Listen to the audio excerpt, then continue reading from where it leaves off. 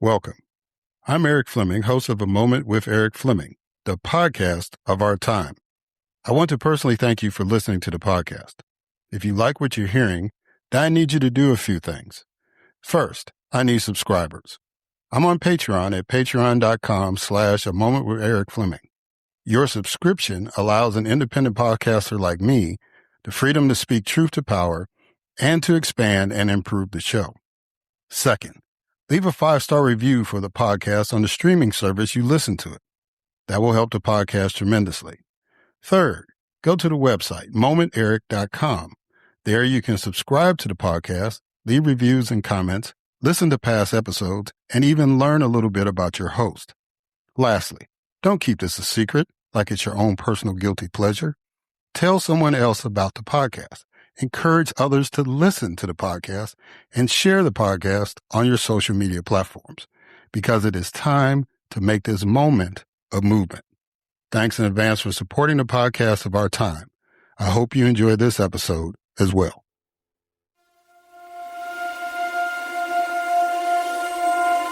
The following program is hosted by the NVG Podcast Network.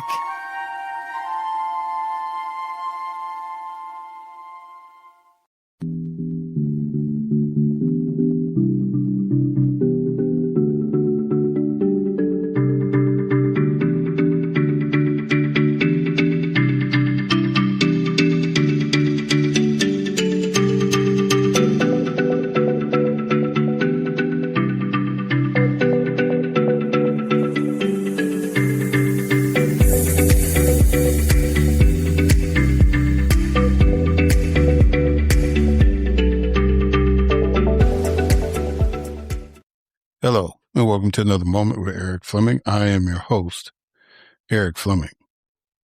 So today I have 3 guests. We were supposed to have 4, but Jody Freeman, who I hope that we can get on later, wasn't feeling well.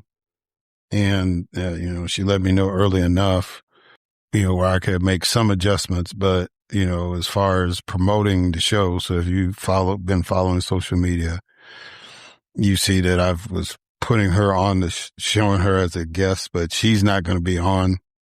And we hope to get her on later on.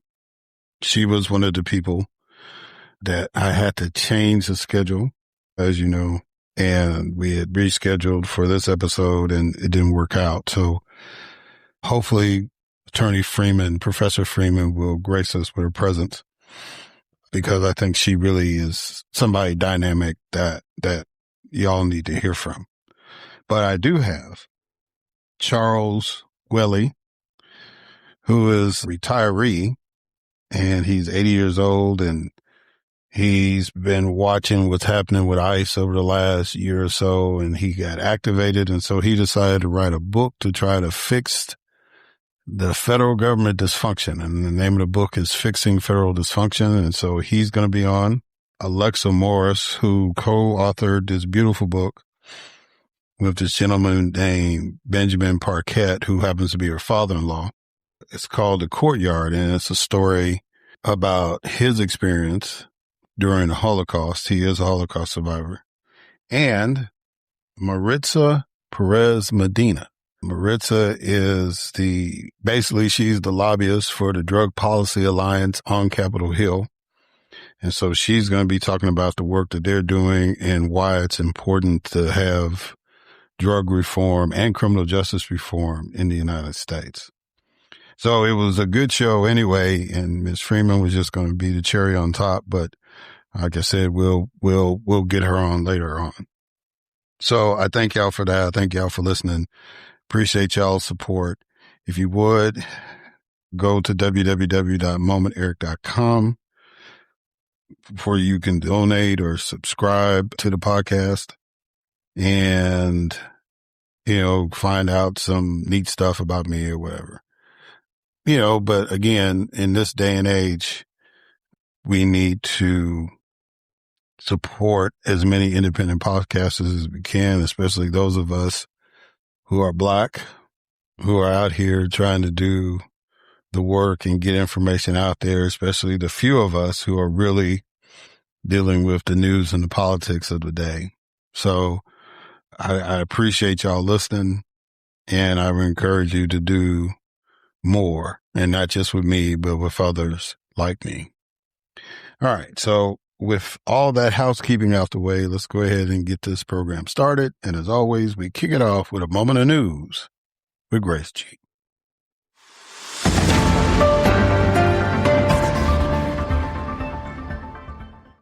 Thanks, Erik. President Trump used a primetime address to revive unfounded election grievances and release classified documents to justify pushing the Save America Act. South Carolina Governor Henry McMaster appointed Darlene Graham Nordone to temporarily fill the Senate seat left vacant by the sudden death of her brother, Senator Lindsey Graham. ICE officials in Maine fatally shot an unauthorized immigrant worker, Johann Sebastian Duran Guerrero, who was not the target of their warrant.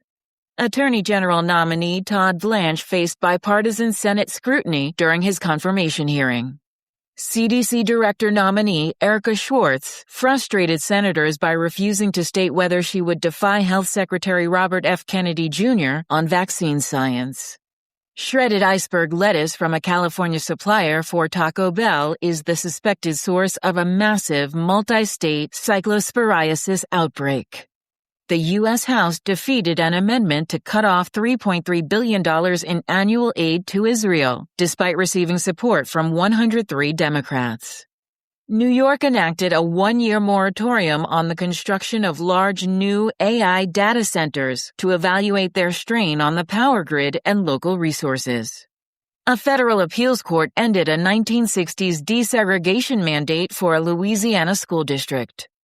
The New York Times is fighting federal grand jury subpoenas issued to 3 journalists who reported on security flaws in President Trump's new Qatari-donated Air Force One. Supreme Court Justices Amy Coney Barrett and Elena Kagan urged Congress to approve a budget increase for court police to counter a sharp rise in threats against the justices. The Trump administration finalized a rule imposing fixed time limits on visas for foreign students, cultural exchange visitors, and journalists. And civil rights leaders announced an August 2026 March on Washington to protest recent court decisions weakening federal voting rights protections. I am Grace G., and this has been A Moment of News.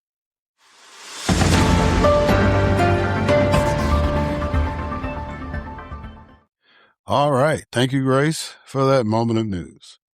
And now it's time for my first guest, Charles Gueli.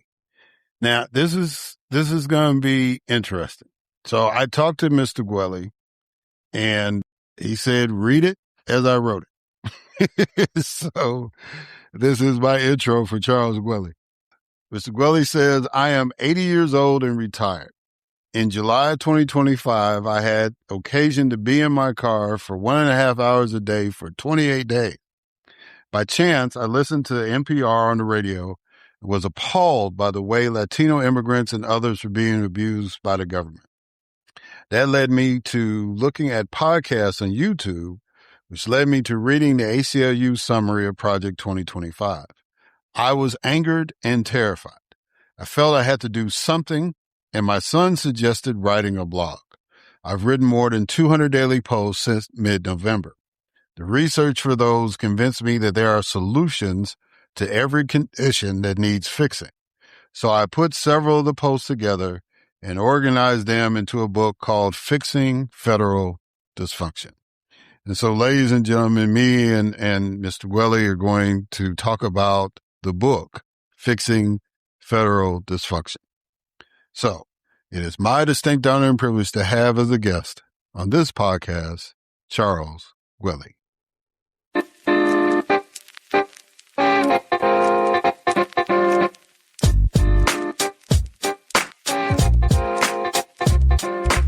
All right. Charles Gueli. Is it Gueli or Gueli? Gueli. Guel. Okay, Charles Gueli. How you doing this morning, sir? You doing good? Yeah, I'm very good today. Well, glad to have you on the podcast because you wrote this book called Fixing Federal Dysfunction. That's just the title alone is like, really? That's what you wanted. You wanted to pursue that. Okay. So what I normally do to kind of start the conversation off is I do a couple of icebreaker exercises.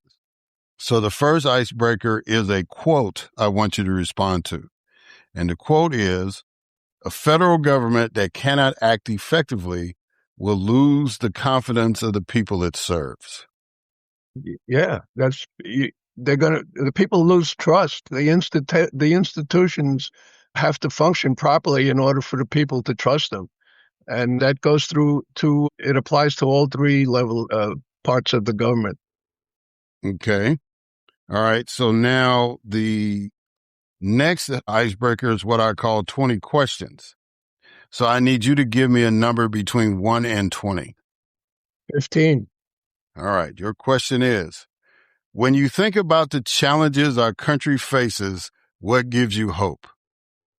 Well, that's kind of a multi-part answer. I hope, number one, that, the current administration has caused a lot of organizations to form for the purpose of having people communicate with government. And I worry that once the administration changes, that those organizations may not feel that they are still needed. And I believe that the current situation it's a result of the dysfunction, which has been getting worse for probably 40 or 50 years. And that in order to fix those basic dysfunctions, we're going to have to maintain citizen participation in the democratic process. So I'm hopeful that those organizations do not disband once the administration changes. Yeah. All right. So you're 80 years old. Is that correct? Yes, it is. And Fixing Federal Dysfunction is your first book that you've written, right? Actually, I wrote a book in 1993, small. It was called How to Cope with Change. And it was a learning experience, as was this one, actually. So my question is, so this is your second book. What inspired you to write this book at 80? Why did you feel you had to write this particular book? All right. Well, before last summer, I was among the great majority of citizens who are very complacent and just participate when it comes time to vote. And that was my entire adult life. But last summer, I had occasion to be in the car for an hour and a half a day, and I listened to NPR just by chance. I happened to get them on the radio station, and they were talking at that time about what was happening to the immigrants and families being separated and so on, and it really bothered me. So I started looking for things, podcasts and things. I found several on YouTube that gave me more information. I wanted to find out more about what was going on after those NPR programs I listened to. So I did that for a while. And then in November, I actually considered running for Congress. But I decided, after giving that more thought, I decided that wasn't a good idea, mainly because it wouldn't get the word out past my local district. And one of my sons, suggested starting to write a blog. So in mid-November, I started writing a blog about all different aspects of the government and also the economy. And it's a daily blog. I've sent out over 200 posts at this point. And the research in doing those blogs convinced me that there were solutions to the dysfunction in Washington, and that there are other places where a lot of the solutions already exist. Some countries in Europe have governments that run pretty smoothly, and there are some states and some municipalities that have solutions to some of these issues also. So I thought, my my just trying to get dates for talking to people like yourself and going to libraries and other places to give talks about the information I was collecting, I thought writing a book would allow me to get more exposure, to send it to more sources, and to meet people like you, and also to use as an excuse or a lead in to have talks locally. And I think that it's been functioning fairly well in that respect. Okay. So, excuse me, because of your research, you feel that dysfunctional government is not inevitable or irreversible, that it can be fixed, correct? That's correct, yes. Okay. Excuse me. So we don't have the time really to go in through every item in the book because you've packed a lot of stuff in that book. It's not a big book, y'all, but it's very detailed as far as his Mr. Gueli's ideas and thoughts. But I do want to share some of your solutions during the interview. So we'll deal with some of the hot topics that's Okay. on the news. So let's start with gerrymandering. How would you address this issue that the U.S. Supreme Court has basically given its blessing to, especially gerrymandering for political reasons? Well, I think that's the function of the states, and I'm not very optimistic that you're going to get all the states to get rid of gerrymandering. The simple solution would be for Congress to pass a bill or an amendment that would get rid of gerrymandering and make it, for independent commissions to select districts that are strictly on a population basis and not on any kind of political affiliation. The other thing that might help is to go to ranked choice voting, which is being used to a degree in Maine and Alaska so far. And that would create less of a voting by party kind of thought process. It would rank the candidates, and you'd end up with or what's happening in Maine anyway is that you end up with more moderate people being elected. Those, I say that's all I've come up with so far regarding how to get rid of gerrymandering. Well, that's a good start because one of the things you were saying you would hope that Congress would pass a law. Is your concern that if Congress does pass a law, is saying that every state should have an independent commission? Are you afraid that some states would challenge that in court? Saying Yeah, that violates our state rights and all that stuff.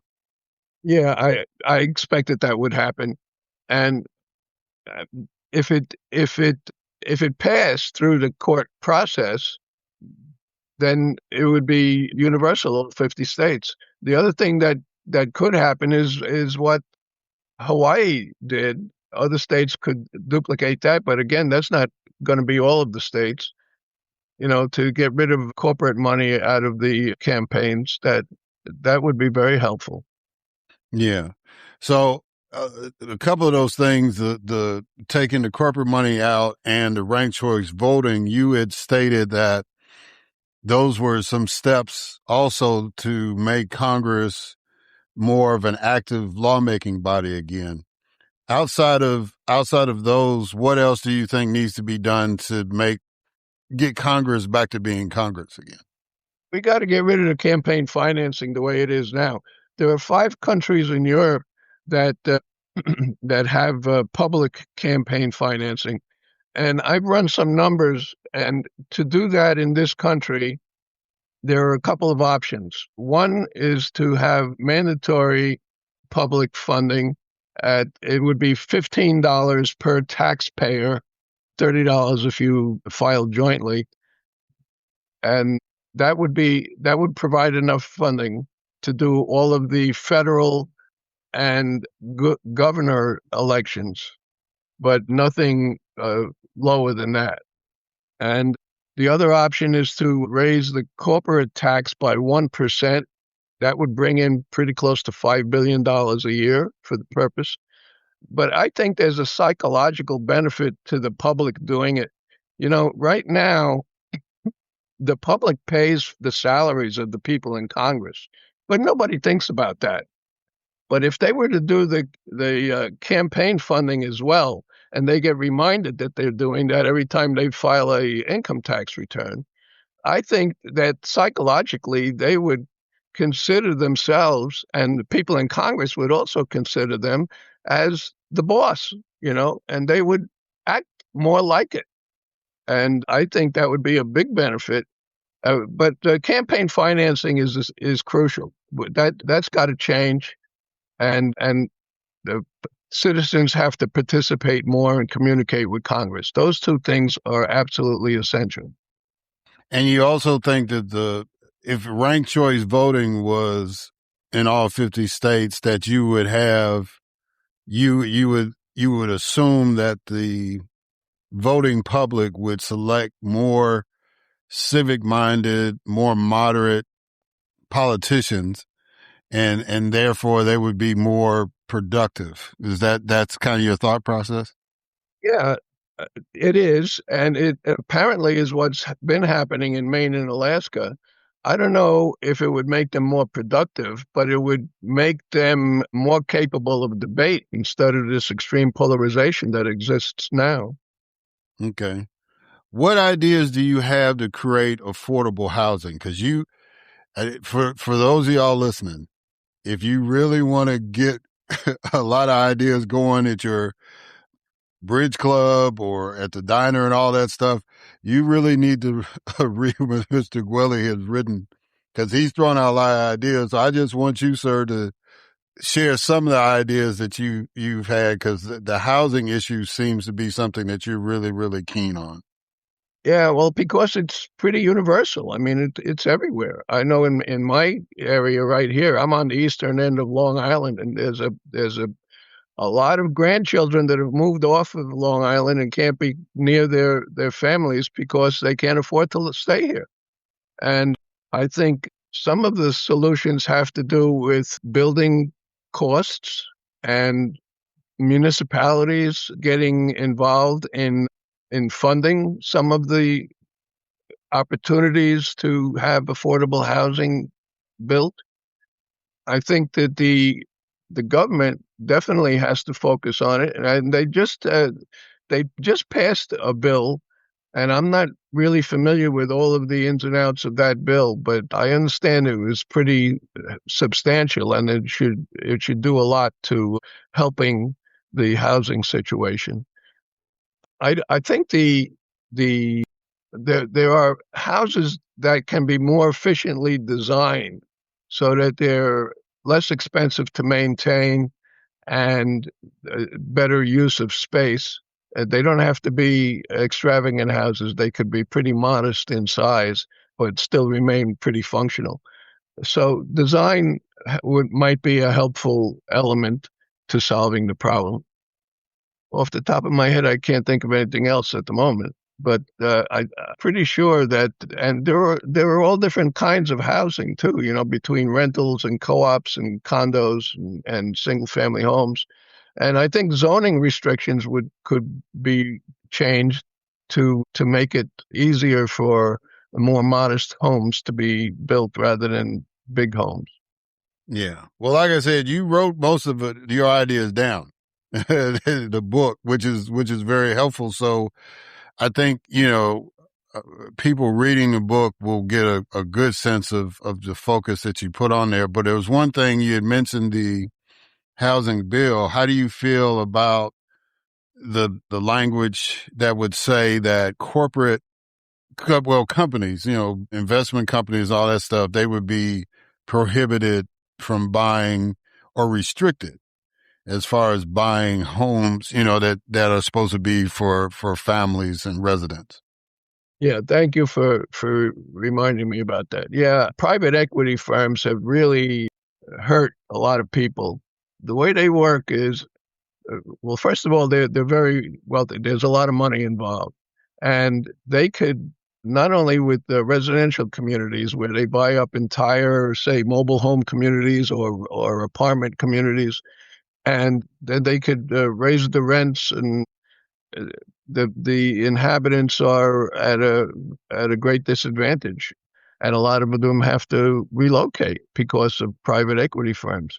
They also do that with retailers, and they've done it with hospitals, which has really hurt the ability of people in rural areas to get medical attention when they need it. The way they work is that they buy either a retail chain. Toys R Us are a prime example. Toys R Us was a financially stable and thriving retailer, and a private equity firm bought them up. And to buy them, they borrowed money from financing institution, and they applied the loan to the Toys R Us company. So the Toys R Us then had to pay the interest fees and pay the loan back. And they eventually couldn't cope with that and had to file for Chapter 11 after 2 or 3 years. And the same thing happens with hospitals, where hospitals end up closing because they can't handle the debt and they go belly up.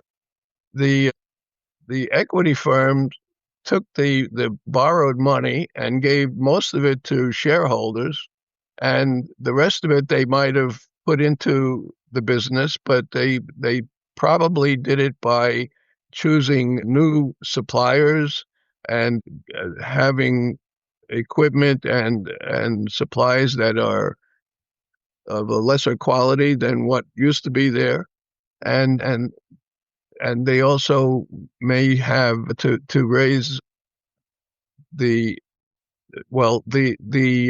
deterioration of the situation also ends up with people losing their jobs until finally it's the hospital or the business closes. And it's really a terrible situation, and it was caused by the antitrust laws being modified during the Reagan administration.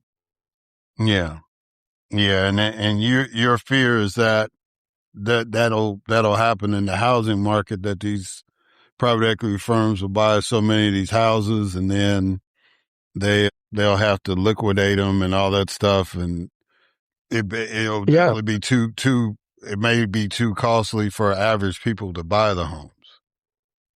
Yeah, that is a concern that I have. I believe one aspect of the new bill that just got passed is that they are prohibited from buying more than 5% of the homes or the residences within a certain square area, and that should prevent that from the lowering the values of the houses in the future. Yeah, that's something that's really, really prevalent here I'm based out of Atlanta. And so that's something that is really, really, I guess, for lack of a better term, epidemic here. Mm-hmm. And so that's why Raphael Warnock, the senator from Georgia, was really pushing that and got that in the bill, because he's seeing it firsthand what's going on down here. What is the cost of apathy, and how can we end public complacency? I think there are people like you and other podcasters that I've seen on YouTube that instill enthusiasm and keep the public somewhat engaged a lot more now than before 2015. And as I said earlier, I'm a little concerned that peters away to some degree after 2028. But I think the concern of the population now and the atrocities that go on with what ICE has done and the detention centers, I think that is what is instilling a lot of citizen participation at the moment. And hopefully we won't have those, call them incentives, to participate after 2028. And we're just going to have to try to change the culture and just inform people that they have to get informed initially and then stay informed and then communicate with their people in Congress, their representatives. And I think the message has to keep going out. One thing that would help, but I'm not very optimistic about it happening, is something akin to FDR's fireside chats, where the next administration might have a half-hour weekly TV show where they talk about what's going on, and or maybe a reply to requests that they got from citizens. Just inform the people and then remind the people that they should let Congress know what's on their mind. Something like that would go a long way to keeping the participation going. I think it can't, if it only lasts 5 years or less, we'll end up going back to what happened. And this has really got to be a culture change. And I have 11 grandchildren, so I have a stake in the game. Indeed, you do. So, I guess like for where we are now, you were saying the fireside chats. I guess it wouldn't hurt because when I was growing up, the president had a weekly address, on public radio and all that kind of stuff. So I guess a podcast, if say the president decides to have a podcast every week, and then that way it's like, if people don't catch it live, then they can listen to it at their own leisure, and like you said, maybe it'll generate some interest, keep people interested. But since you're in Long Island, so you've got a good view of what Mayor Mamdani is doing. Do you feel does he fall under the concern that you have as far as political extremism, or do you think his kind of politics is what will get people excited and stay involved? I think the latter, and I'm hoping that that's the case. And one thing that bothers me is the throwing around of names, like socialist, communist, and other names. I think politicians on both parties, they do things like that just to frighten people and to get them to think the way they want them to think. I think that the population has to ignore the name calling and just look at the issue itself to determine whether or not it's an issue that would benefit the population at large. And if that's the case, then support it. And if it's something that's not going to benefit the population, then don't support it, and then communicate that to your congressman. All right. So I got a couple more questions before I let you go. Why is education a foundation for civic engagement? Well, young people, I think it's 18 to 25. They don't vote. Of course, they're probably in college and they've got other concerns. It's a different part of their life. But they also civics isn't taught anymore in high school or grammar school, and I think there are a great many of them would have more of an interest in it if they were getting educated about it. I don't know this for sure, but I saw something on the news a few months ago where some interviewer on the streets of, I think it was New York, was asking how people if they knew about what the three parts of the government were, and there were a pretty good percentage of people that couldn't identify all three parts of the government. So things like that were troublesome to me. And I just think civics has to be part of the education for the first 12 years. Yeah. When a person finishes reading your book, what do you want them to take away from it?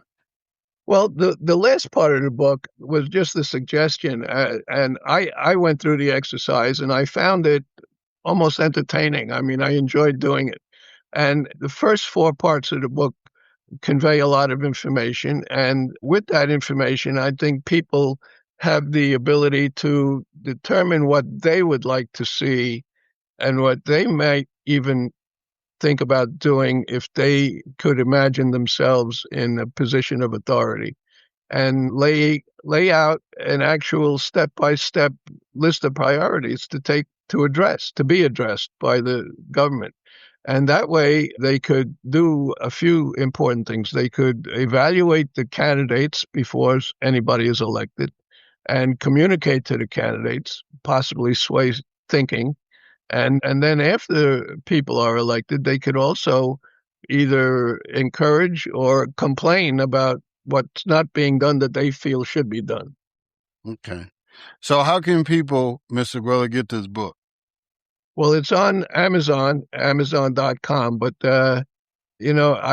this computer process of self-publishing was a little alien to me, and I ended up creating what I now refer to as a draft copy, and I ended up correcting everything, and I put out a second edition, which is the copy that you have. And I just want to alert people that if they go to Amazon for the book, they should definitely only consider the second edition. The information in it is essentially the same, but there were a lot of layout issues on the first try that I was unhappy with. That's cool. All right. So if people wanted to reach out to you, how could they do that? Readily available by email. I check my email 4 or 5 times a day because I'm involved in some other community stuff here. And, there's reasons why I have to stay in touch. My email address is guelidad. That's GUELIDAD @gmail.com. Well, Charles Gueli, first of all, let me commend you for staying engaged and using your elderly wisdom to try to educate some folks out here about politics. And one of my rules is that, excuse me, whenever you have been on the show, you have an open invitation to come back. So if you decide to write another book, please feel free to reach out to me and we'll get you back on. But Charles, I thank you so much for doing this, and thank you so much for being on the show. I really appreciate you having me, Mr. Fleming. Thank you. Thank you for what you said. Yes, sir. All right, guys. Well, we're going to catch y'all on the other side.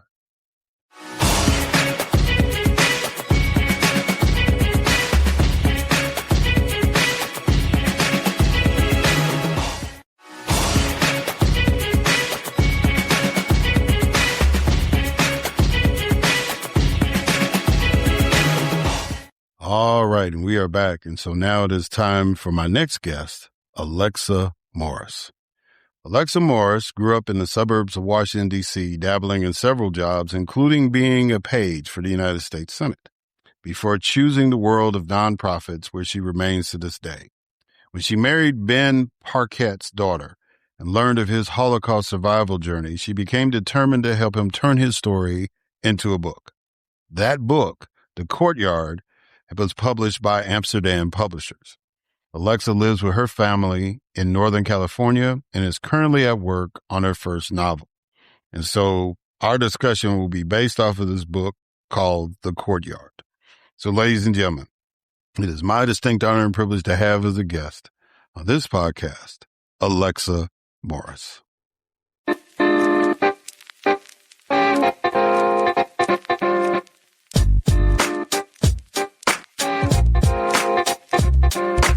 All right. Alexa Morris, how you doing?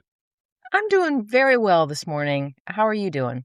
I'm doing good. I am glad that we were able to get this interview together. I had told my listeners, because of the situation at my real job, I had to adjust all the schedules, and you were one of the people I had to reschedule. So I was really, really glad I was able to get you, because this is a really beautiful book, and it's very similar. It was another lady, I think her name was Pauline Steinhorn, if I remember correctly. Mm-hmm. I know Pauline, yeah. Yeah, and so she had written a similar book, and it was, but you had a different tact. It was like hers was based off journals, and yours was actually the guy was recounting his stories. And it's just fascinating. It's just fascinating to me that a person could remember all those details like that. And so that makes the book really, really compelling. Hard to ask questions about it, but I'm going to navigate through there because it was just a good read. Oh, well, thank you for saying that. I Yeah, appreciate it's it. a beautiful story. But since it's similar to what Ms. Pauline did, I'm gonna give you this to start off. I'm gonna give you the same quote that I asked her to respond to. And the quote is, "The lessons of the Holocaust are not Jewish, but universal. And unfortunately, the lessons remain relevant today." Mm-hmm. Who said that, by the way? What is that? Where's that quote from? I pulled it off. I got to go back. I can't remember who did it, Well, but I pulled it off it's true. Google. It's true. Yeah. Well, Google knows everything, and it's true. It's a very true statement, unfortunately. And they're broader than just, relating to anti-Semitism. It's just a broader lesson about what we're doing with immigration and all sorts of things right now. Yeah. All right. So now my next icebreaker is called 20 questions. So I need you to give me a number between 1 and 20. Let's go with 8. Okay. What is one thing you hope the current administration will do or not do during the remainder of their term? One thing? Well, the situation with ICE is pretty troubling and on my mind these days with the 2 recent killings. And I'll pick that as something that I think needs to stop right away because to me, it ties very much into the theme of the book and how we treat people that come to our country, because the protagonist of my book, my father-in-law, who I had dinner with last night, was, among other things, also his family was an immigrant to his country of France. And what we're doing now feels very counter to the spirit of the people that helped Ben and his family in his book, in his story. So I would like ICE to go away. Yeah. I think, and part of my background story is that right after I left the legislature, I worked for an immigrants' rights organization.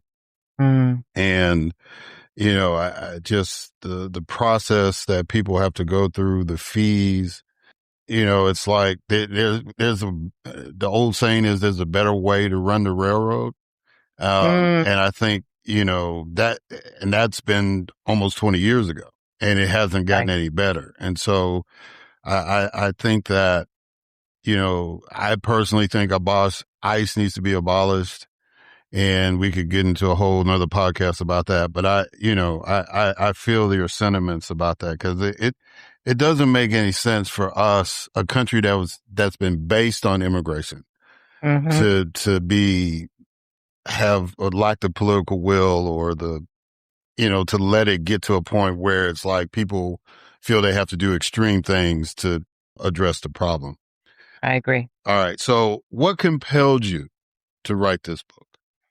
Well, my father-in-law, Benjamin Parket, who I wrote the book with, he wanted to write a book. So he wanted to write his story, but he had really struggled to find a way into it.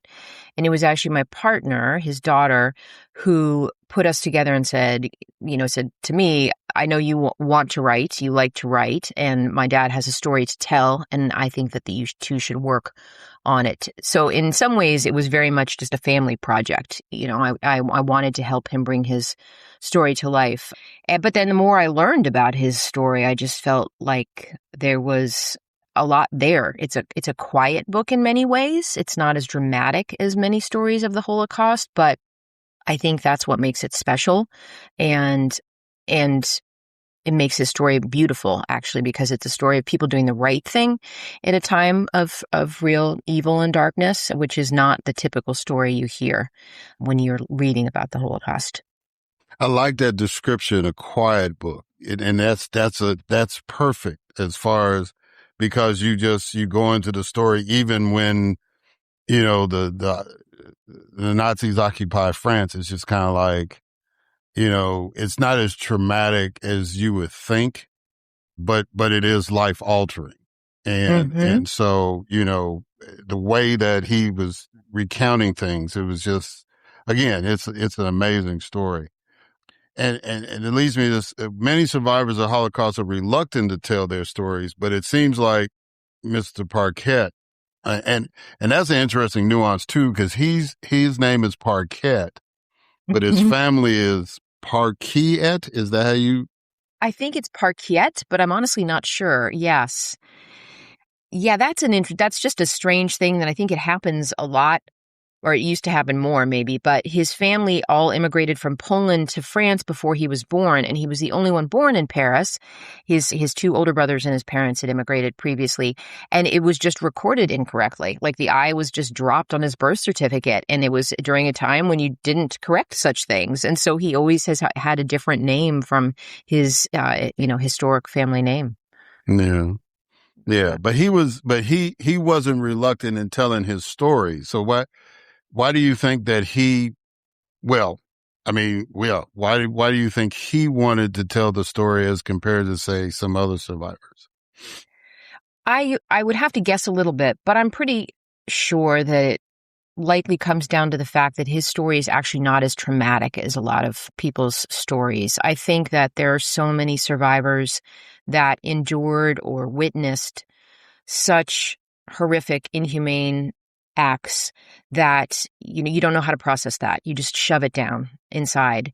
And his story, there's trauma there. He was in hiding for over 2 years. There was a lot of fear and there was a lot of terror, certainly, that his parents experienced, but also to a degree, he was protected from a lot of that because he was 9 to 11 years old, and he was the youngest, so his parents really tried to insulate him.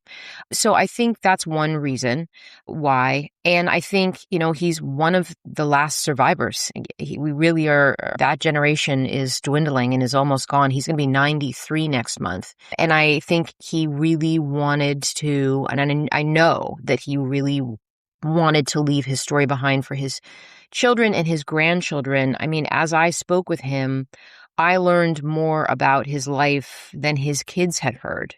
So he had talked about it openly, but he had never talked about it in the detail that he shared in writing this book. And I think it was important to him to capture that. Yeah. All right. So the name of the book is called The Courtyard. So what is the significance of the Courtyard? So the Courtyard is a real courtyard in Paris. It's at 5 Rue des Charonnes. It's in the 11th arrondissement. And the Courtyard is where Ben both was born and lived and grew up, and then where he hid with his family during the war. So it's really like the literal and figurative heart of the book, because the people that lived in that courtyard, which was mostly a business courtyard, it was mostly a center for woodworking. So most of the people that were there during the day would leave at night, but there were a number of families that lived in the area that his family lived in one corner of the courtyard. And those are the people that came together during the war and when the Nazis came and occupied Paris and protected him and his family. So it really all comes down to the courtyard, and the people in it. Yeah, because it was like all of them were some kind of artisans in some kind of way. Because I think Ben's dad was like a varnisher, is that correct? He was. Yeah. Yes. So, so they all kind of each had a skill set that they would cooperate with each other and on different projects and all that kind of stuff. Yeah. So it's just that central spot where everybody was. I forget the lady's name that was that was renting the place, Madame something, but Raymond. Yeah. The Raymonds. Yeah. Yes. Yeah. It was like she was an imposing figure for a woman and all that stuff. I thought that was pretty cool. Yes, of course, yeah. 9 years old, it's like, really? Wow. I can imagine. Yes. Yeah. Yeah. Especially when he was a toddler. I think he was really, really scared of her. But she had a heart of gold, really. So. Yeah. One of my favorite parts of the story was the broken glass where, I guess he had kicked a soccer ball into, yes. He's from Europe, so he called it football, but he kicked a soccer ball and broke a window, and that led to his dad telling explaining the Jewish tradition to him. about the significance of broken glass. And I thought that was really, really cool. And I could imagine as a child that would leave a lasting impression on somebody. When you were helping Mr. Parket tell the story, how were your emotions swayed, especially from 1937 Bastille Day celebration to the eventual occupation of Paris by the Nazis? I mean, I was learning about not just his story for the first time, but also the history of France during the war, because I just had only kind of a cursory understanding of World War II. I knew the basics, but I didn't really understand France's role, how France collaborated with the Nazis, how much the French government participated in the arrest and, and putting people into camps. I mean, it was really the French police who did that. So it was interesting very much. And it was also pretty heartbreaking. I mean, the story particularly of Ben's father, who was one of the earliest men arrested and taken to a camp outside of Paris called Drancy, a camp that would then become the main French gateway to Auschwitz.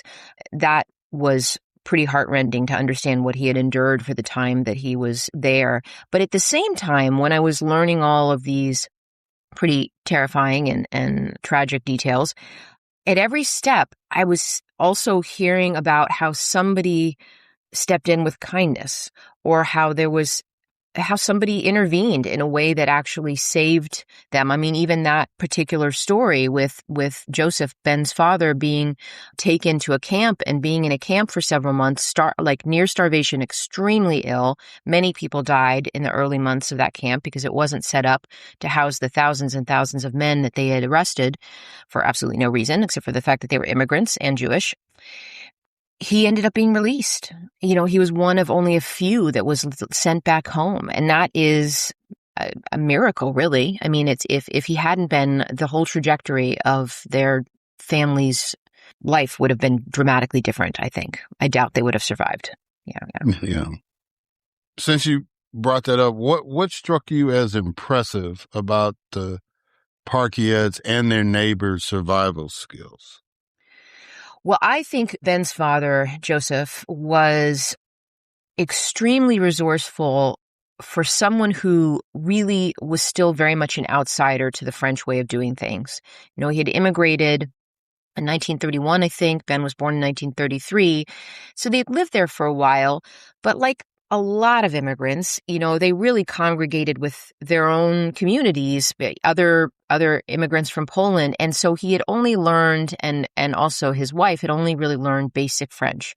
So their communication with the neighbors was very rudimentary. It was sort of not much beyond just saying hello and kind of exchanging pleasantries. But at the same time, I think he was known as a very good and hard worker. He was known as somebody who could be relied upon.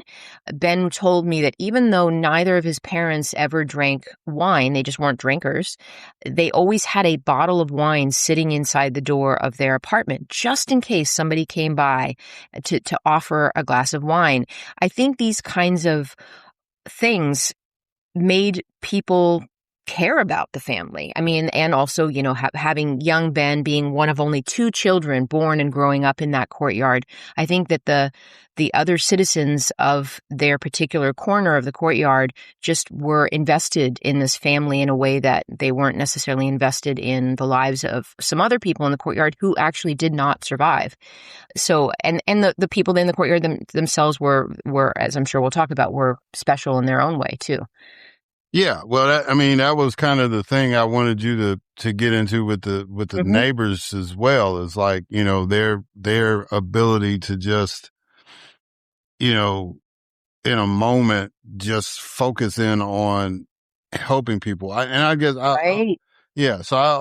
So based on the story, why do you think crisis brings out the best in humans? Whew, that's a great question. I mean, I don't think it always does. I think it can bring out the worst.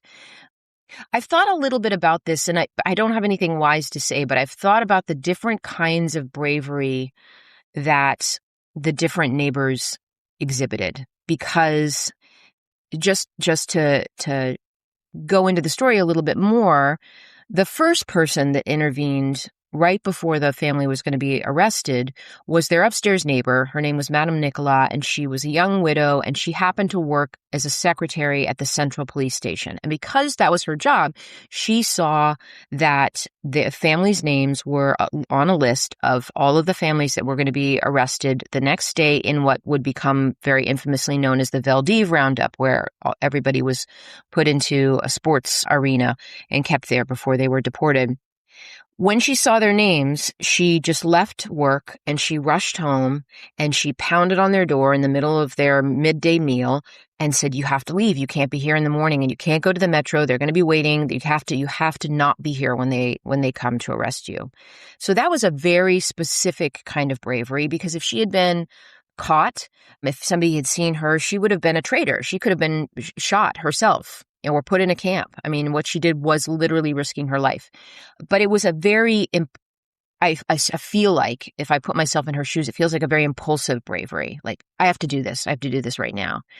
And then there were the people that ended up helping them for the 2 years they were in hiding, because the next thing they had to do was they had to find a place to hide.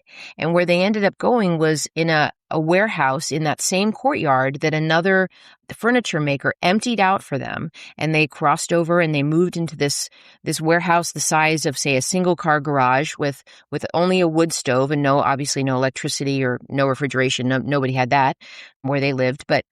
And that was a different kind of bravery and a different kind of stress, because for 2 years, he was at risk of having the family being discovered. And imagine the family, of course, was under the most level of stress, but that had to be a lot to carry for 2 years, that kind of weight of being worried that this might be discovered. And then there were also these neighbors who happened to run shops, deli and a grocery store. And then each day they put food aside so that young Ben could go outside and get food from each. They put it aside and he would just slide the money across the counter and he would take the food back to the warehouse to feed his family, because otherwise they would have not had food.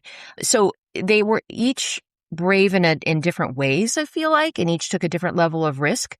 But I asked myself that question a lot, and I don't have an answer, because one of the questions that kept coming up for me when I wrote this book is, well, what would you do for your neighbor? Like, what would you do if a neighbor you only knew in passing, who had never really dined in your house, who wasn't a close friend, came to you in desperate need of protection? And I want to say that I would do the right thing, but you don't know until you're tested. Yeah. Yeah. So I noticed that Benjamin recounted sentiments of anti-Semitism that existed prior to the war. Why was that an important context to share in the story? Well, a lot of the anti-Semitism that his father experienced was actually in Poland. It was one of the reasons they had immigrated. So I think, Poland was really a very anti-Semitic country even prior to the war. And Joseph was really, when he was a soldier, he was a socialist. He wanted to fight for his country. He believed in his country, but he felt that they didn't include him in their definition of what it meant to be Polish. And that's the primary reason why they immigrated. In France, though, in early days, when they first moved there, they didn't feel anti-Semitism at all. They felt very accepted. It was really only until the Nazis occupied Paris that they started feeling that, and I think Ben will say he never felt it, honestly. But the way they felt it was through the change in legislation, which restricted their movements and which restricted what kind of property they could have. They couldn't have a radio. They couldn't have a bicycle. So those were the real ways in which this particular family felt it. And they were, I think, maybe a bit protected by, again, the community they lived in, which insulated them through, just being in this courtyard from some of what was going on in the broader city. Yeah. Let's see. How do I want to work this? So what was the most memorable moment of August 25th, 1944 for Ben? Wow. Well, that's a good question. I'm a little bit bad with dates. I mean, that's the liberation, right? That's when Paris was liberated. And so he remembers that they went down into the courtyard, and he remembers very vividly the celebration and seeing his mother sitting with, when they all came out, they gathered around, and she sat in folding chairs with the other women, and he remembers this ring of black dresses and them all crying tears of happiness. But then the next thing, and I don't remember which day it is, which is why I wasn't hesitating a bit, but Charles de Gaulle came to the city of Paris and paraded and was parading to Notre Dame. And Ben's father and older brothers and he wanted to go see it. And so they went down and wanted to witness de Gaulle walking through the streets. Of course, it was so crowded that they couldn't get close, and they were on a nearby bridge just sort of peering, and they could basically barely see. He was a very tall man, so they could see his hat, his kepi bouncing. But there were snipers up in the buildings that shot down at de Gaulle. And so that was, I think, a memorable moment because the whole crowd sort of scattered. He remembers being pressed down into the pavement by his father, who was trying to keep him safe. But de Gaulle didn't even flinch and just kept walking all the way to the cathedral, to Notre Dame. Those two moments stood out in the immediate days after the war. Also, he had very badly missed his friend who lived in the courtyard. He had been missing her, his very best friend from before the war. And when he saw her, it was clear that her life had moved on, and she had not missed him the way he had missed her. You know, he had been pining away basically for 2 years in this warehouse. And I think that was one of the only sad things that happened coming out of the war, was to sort of see that loss of a childhood friendship, something that had been so dear to him. Yeah, and that was Renee, right? Yes, she went by Titi, but her name was Renee. Yes, his very, very best friend. Yeah, when he was a child. Yeah, but you know. But there was another situation. I think it was either he was his mom or his grandmom.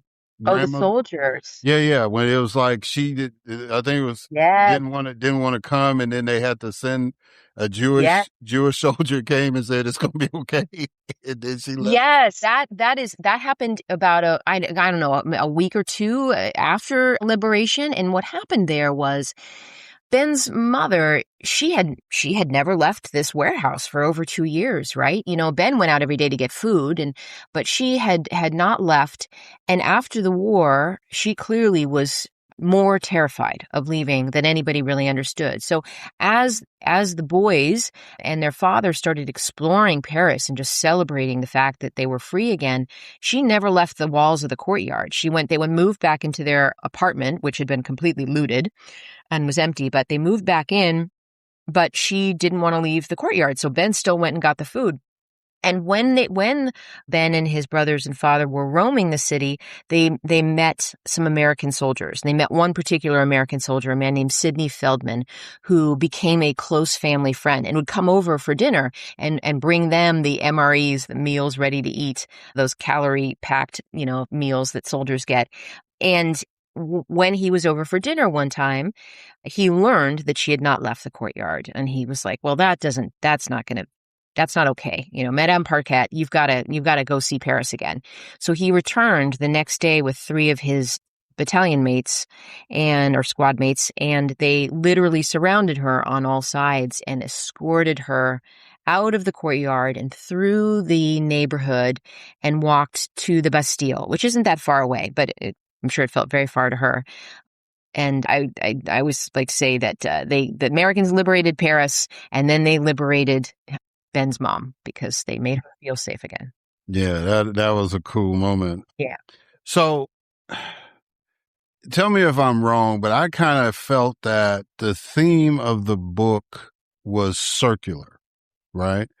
So it's like, and there were moments where like Ben's mom had lost the locket that Joseph had given her. Mm-hmm. And when they were leaving Paris because they thought it was going to get bombed or whatever.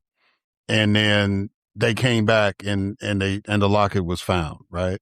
Mm-hmm. And it just seemed like there was, Joseph got arrested and then he came back, and then the overall theme was like, you start off and it's like, they're celebrating Bastille Day and it's freedom and all this stuff. And then they go through this adventure, and then at the end, they get their freedom restored. So I kind of always, I kind of felt that the theme was circular. Am I a little off base with that, or? That's such an amazing, a really interesting observation. I think you're right. It was not intentionally done. Those are just the facts of the story. But now that you say that, I think it's really interesting. You're right. The book begins basically on Bastille Day, and it also ends on Bastille Day, because that's when we went back and were able to go into the apartment for the first time. And that was just a lucky coincidence. I mean, these are all just true things that happened, but there is a very circular nature about it. You're right. Okay. All right. Well, as long as I'm not crazy. I always tell people. I think I'm going to think about that. That's a really interesting observation that I'm going to sit with for a while. Because I tell people all the time, it's like all my guests are smarter than me. So, I just, any kind of encouragement I get is great. How has working on this book inspired you? So it may sound trite, but it's true. It has really, and also with the backdrop of our current political climate, it's really inspired me to get more involved in our community, like my community, my neighbors, and try to reach out and be a good ambassador when people move in who are to the neighborhood who are different, which is happening. My neighborhood is a changing neighborhood, and a lot of the people that move in around me now are immigrants and who are coming in. So I'm really having that. Talk about circular. I am having that opportunity on both sides of us. We have just gotten new neighbors. They're literally moving in now, and they are both from different countries, from each other and from me. And so I am having this opportunity to be this ambassador and to practice what I think is the central lesson of the book, which is to love thy neighbor, to the differences that we have are not important compared to what we have in common, and to try to bring and bridge and create community around me. So that is my central lesson. Yeah, and you start off the book with that quote from Leviticus.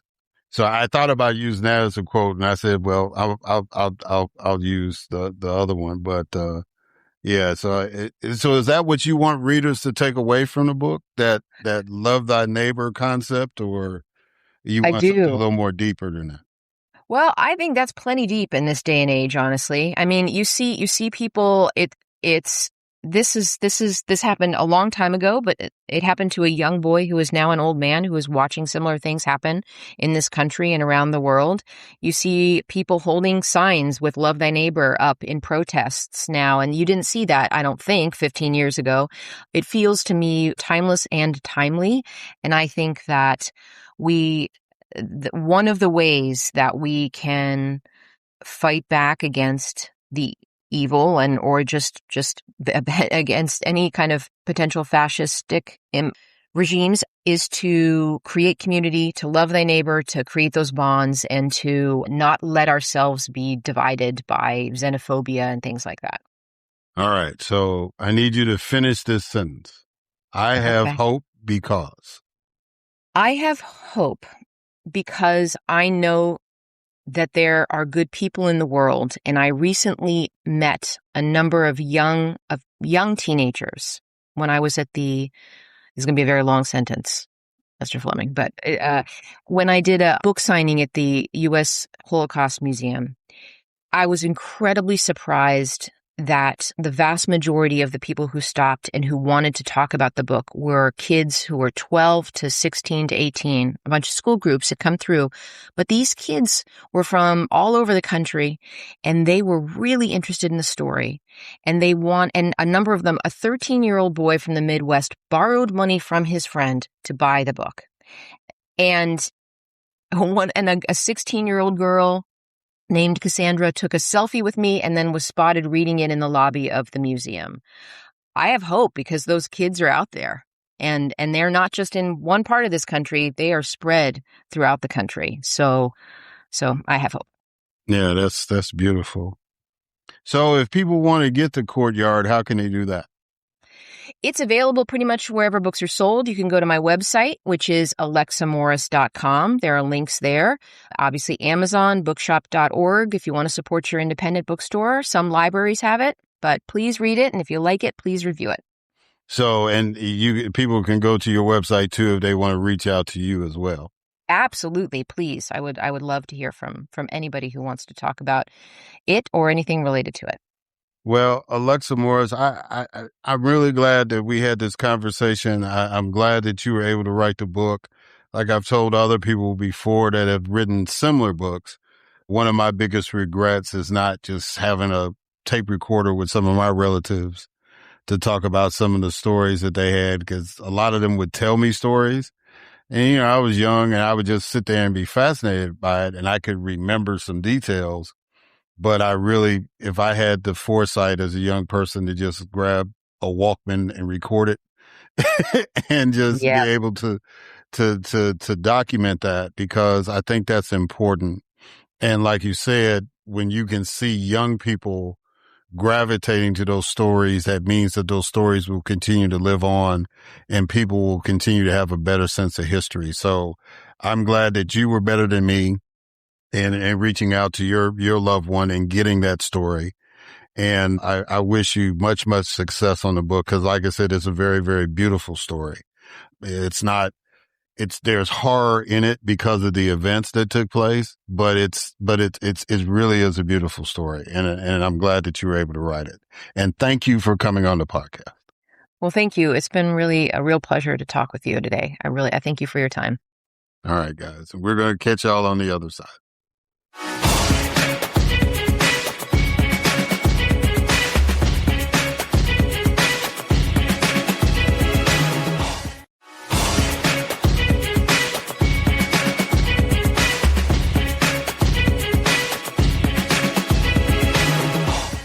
All right, and we are back. And so now it is time for my next guest, Maritza Perez Medina.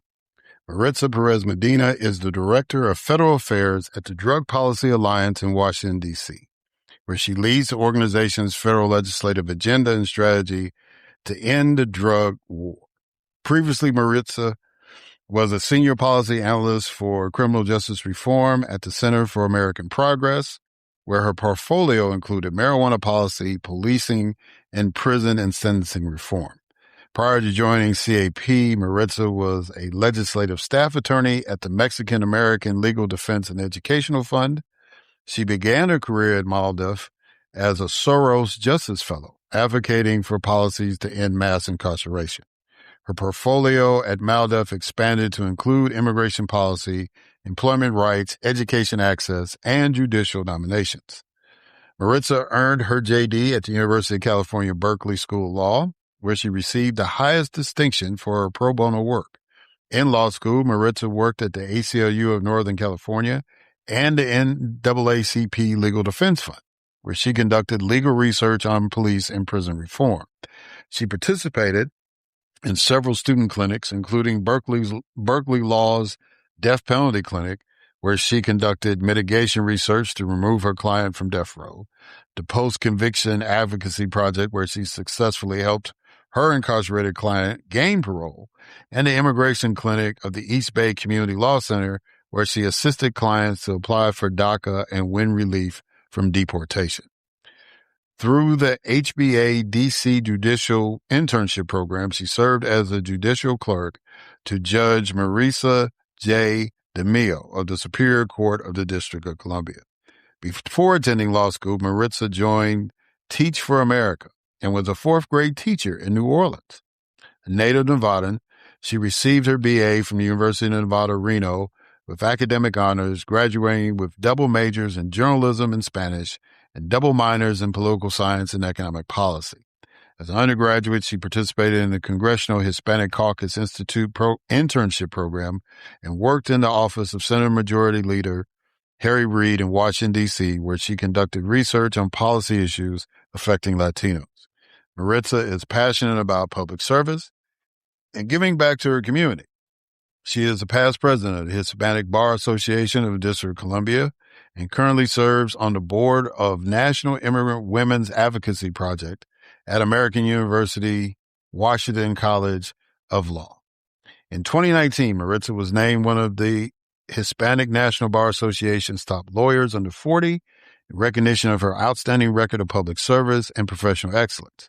Maritza is an alumna of the New Leaders Council in Oakland, Women's Media Center, Progressive Women's Voices Media, and Leadership Training Program, and the Harvard Kennedy School Executive Education Program for Leaders of Social Justice Movements.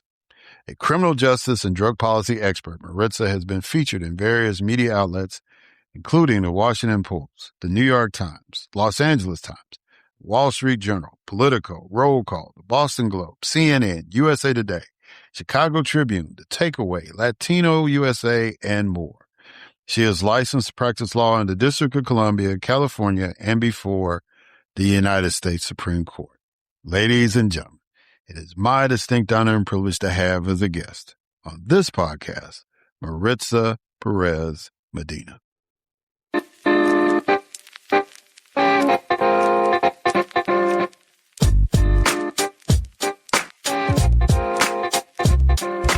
All right, Maritza Perez Medina. How you doing? Yeah. I'm doing great. How are you? I'm doing lovely. I am so glad that you were able to readjust the schedule. My listeners have known for like the last month or few weeks that I did the saga about me trying to get everybody that I scheduled and get readjusted. And so I'm really glad that you were one of the people that were able to readjust and come on, because you're talking about something that, has been, you've been a champion of a lot of causes, but, Yeah. You really kind of laid your hay in dealing with drug policy in America. And so I definitely wanted to tap into that brain of yours and talk about that issue. So one of the things I like to do to kind of kick the interview off is that I do a couple of icebreaker exercises. So the first icebreaker is a quote I want you to respond to. And the quote is, "It's not a war on drugs. It's a war on personal freedom." Yeah, I always like to say it's not a war on drugs, it's a war on people. But I think personal freedom also works because at the end of the day, we're talking about bodily autonomy, people's rights to put into their body what they desire to put into their body. And then, of course, because of the way that the drug war has played out in this country, people do lose their liberty. And more than that, actually, we know that any involvement with the criminal legal system can lead to really dire collateral consequences, really attacking every part of a person's life, from access to food, time spent with their families, access to a good quality job. So we like to think about it as a war on people as well. Okay.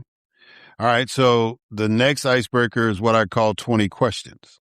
So I need you to give me a number between 1 and 20. 7. All right. What do you consider the best way to stay informed about politics, current events, health, etc.? Well, I usually keep up with everything, believe it or not, through my Instagram account. But I think the algorithm has figured these are things I'm interested in. So it feeds me a lot of news. But I think generally NPR is also a good source. I will listen to that and also try to catch up using that. Okay. All right. So I always like to start my interviews, especially with people who are either activists or political consultants or actual politicians, elected officials, with a little backstory about them. Sure. Kind of like a superhero origin story. So my question to you is, at what point during your time in law school did you decide to become the crusader that you are? Well, it really started for me before law school. Literally, my first memories are those that were political. I was just born that way. Like, I really was. I remember even fighting with my little brother about gender justice when I was like 4 years old. These are my first memories. And then as I got older, that didn't change. I just became more aware. I grew up in a very rural part of the country, northeastern Nevada, very conservative politically, where unfortunately I experienced a lot of explicit racism because of the community. There was a lot of explicit racism specifically against Mexican immigrants, which I identify as, my whole family as well. And it really bothered me that people were allowed to publish things, horrible things about my community in the local newspaper, and nobody was pushing back. So even in early age, in my childhood, I was writing back letters to the editor, standing up for my community, talking about these issues even at school. And that caught the attention of a teacher, actually. So it was my high school government teacher who first encouraged me to come out to Washington, D.C.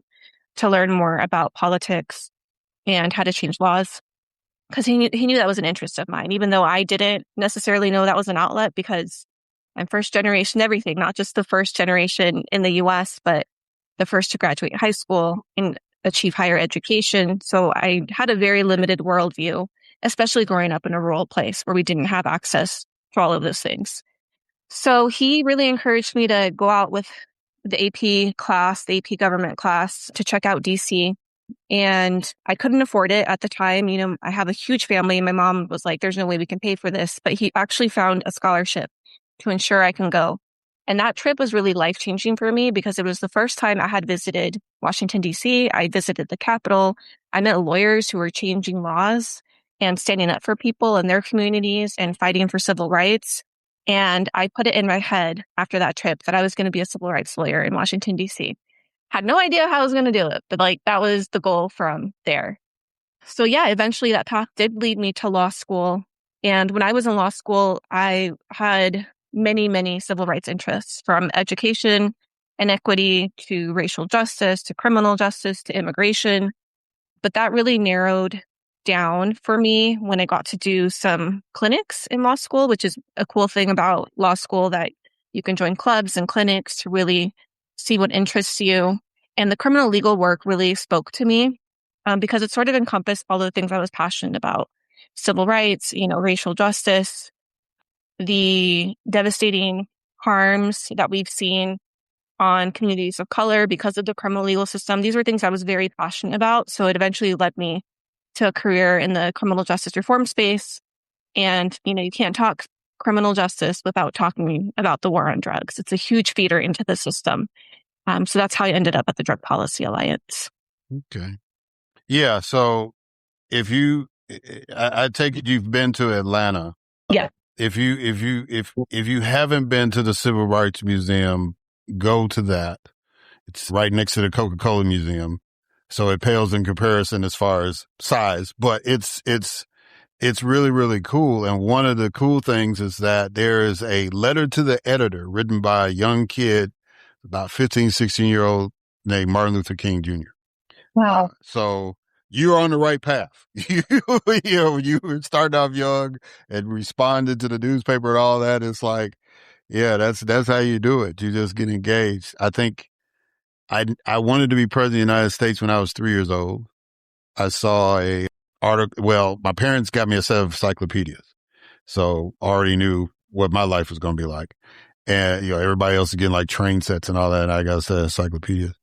And when I was 3, I saw this 2-page spread of these pictures. And I said, oh, I want to be one of these guys. And that was the President of the United States article. So that got me on my path into politics and stuff, All right. Enough about me. What is the Drug Policy Alliance? Yeah. So the Drug Policy Alliance is the leading nonprofit in this country working to end the war on drugs. So we believe that drug policy should be based in human rights, in equity, and health. And we fight to remove barriers to care. There are many people who struggle with drug use. Unfortunately, for a lot of folks, it's really hard to get help when they need it. At the same time, we continue to criminalize drugs across the board, which, again, like we talked about at the top of this call, it's not really criminalizing drugs. We're talking about people who end up criminalized because of drugs. So, ultimately, we want to see a world where people aren't punished for what they put into their bodies, where people receive the care that they need. Yeah. In October of 1982, President Reagan said, "We're making no excuses for drugs, hard, soft, or otherwise. Drugs are bad, and we're going after them. As I've said before, we've taken down the surrender flag and run up the battle flag. We're going to win the war on drugs." My question to you is, why did we not win the war on drugs, especially with all the resources and focus the federal government could muster? From its inception, the war on drugs was built on this idea that if we merely stop the supply of drugs, that will solve the quote unquote drug crisis. Even before Reagan, the first drug laws that we saw on the books were supply side tactics. And I might add, they were geared at criminalizing people of color. In fact, the first drug laws we saw were to stop opium dens in California, outlawing those specific places because that's where Chinese immigrants would hang out. We saw the same thing with marijuana. It became criminalized to target Mexican communities. In fact, it was intentionally called marijuana by the federal government to scare people, to make it sound Spanish and foreign, instead of cannabis. We saw the same thing with crack cocaine. And these laws were made up to target Black men in the South specifically. And, while the purported purpose of even these early war on drug approaches was to stop the supply, again, it was really criminalizing people and certain groups of people that were undesired in the U.S. That continued for decades and decades. And Nixon is credited with really starting the war on drugs that we know it today. And that's true, and it's been amplified with every president since Nixon, whether Republican or Democrat. And again, the approach has largely relied on stopping the supply of drugs, which is a failed strategy if we're not addressing demand and the root causes of drug use. And also acknowledging the fact that not all drug use is problematic and that people also have the right, again, to put what they want into their bodies as long as they're not hurting other people. This approach hasn't worked because we're not addressing the root causes of problematic drug use, but also we're not viewing this as a civil liberties issue. In fact, the drug war has been used to take away people's civil liberties. Right. And that was the real reason why Nixon who created this war on drugs was because he knew he couldn't take away the civil liberty of Vietnam protesters. Right. It was like they had that freedom of speech to protest the war. So he figured since a lot of them was in the quote unquote counterculture and drugs was involved in the counterculture, he said the way we can get some of these leaders off the map is we hit them with drug charges. Right.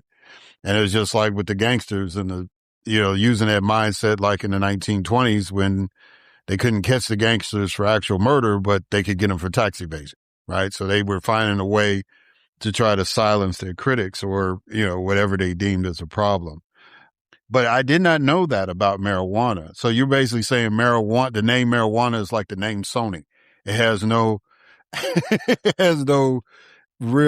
it was just made up, in other words. It was a term that some Spanish speakers used for it, but the first person who was in charge of drug enforcement in the U.S., awful man by the name of Harry Anslinger, decided, well, let's go ahead and take that and call cannabis marijuana. And all of the federal laws that we create in order to villainize it and in people's minds connect marijuana to Mexicans and Mexican immigrants, people who were undesired. At the time, you have to remember that there was a depression. There was a lot of competition over jobs. Mexicans were repatriated and deported in mass numbers around this time. And, that was a move, I think, really to ensure that the labor market was secure for white Americans. Yeah. Yeah. Have you ever seen a movie Reefer Madness? I haven't, no. See, you got that, you're an advocate. I think that should be required for every advocate to watch Reefer Madness so you'll get the biggest laugh you'll ever have in your life. That I swear for people in your profession, you would think that it was the equivalent of whoever your favorite comedian is doing a movie. It was supposed to be a piece to try to discourage people from smoking. And it is by far the most entertaining, hilarious movie you'll ever watch. So you got to watch that. All right. I heard of it. I'll get on it. Okay. Yeah. American history has shown that any kind of prohibition, like the temperance movement or the war on drugs, has always fallen short. Why do you think that political leaders, despite that history, still try to engage in these morality-based campaigns? That's a really good question.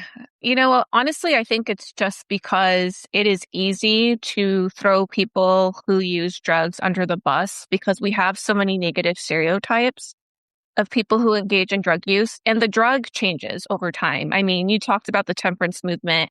At the time, there was a lot of shunning of people who drink excessively. Now we think about people who use drugs. We usually think of people who inject drugs or use harder drugs, quote unquote, harder drugs like meth, even fentanyl, newer synthetic drugs that are popping up in the market. And actually, even people who smoke marijuana, I think there's a lot of negative stereotypes. I have always said that in order to change drug policy in this country, we really have to change our culture. We really have to change our culture to not treat certain groups of people as disposable and to have more compassion for one another.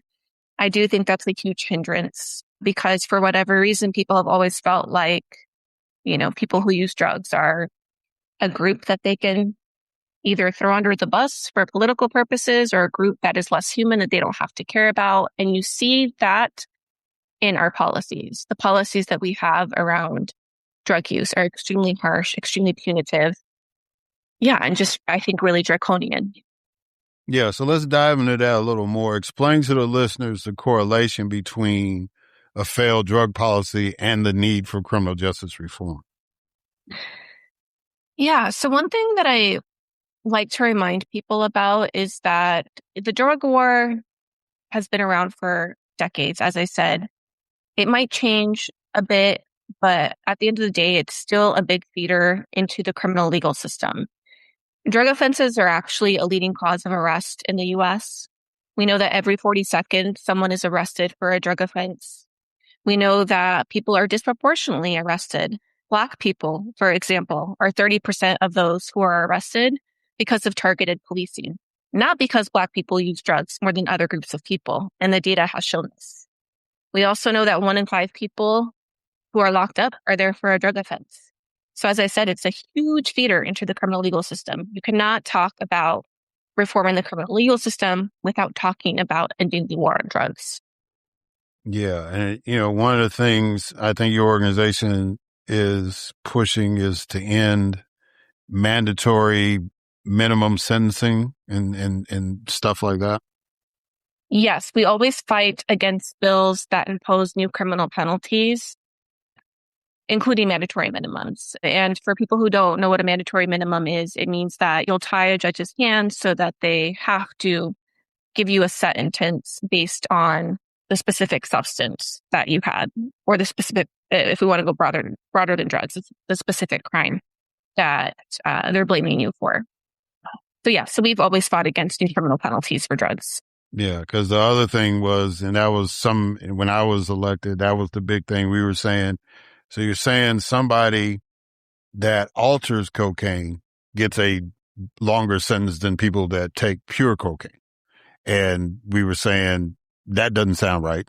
And that sounds kind of racial. And so, even in Mississippi, it was like, yeah, we're going to have to change that a little bit. So yeah, most definitely those two work hand in hand. And if we're going to have real criminal justice reform, we need to look at this whole policy or this whole concept about being on a war of drugs, or there's a whole lot. Let me stay focused. How much money? I did want to quickly comment on something that you said, though, because I think this is important for the audience to understand, is that when we think about drug laws, lawmakers will like to tell you that they are going after the so-called kingpin, people at the top of the chain who are maybe mixing the drugs, or even above that, people who are responsible for like these bigger drug supply chains. But that's not actually what happens when you look at who is prosecuted for drug crimes. At the federal level, for example, we know that drug prosecutions are based largely, or concentrated, I should say, largely on the lowest levels of the drug distribution chain. I'm talking about people who possess drugs, probably because they also use drugs.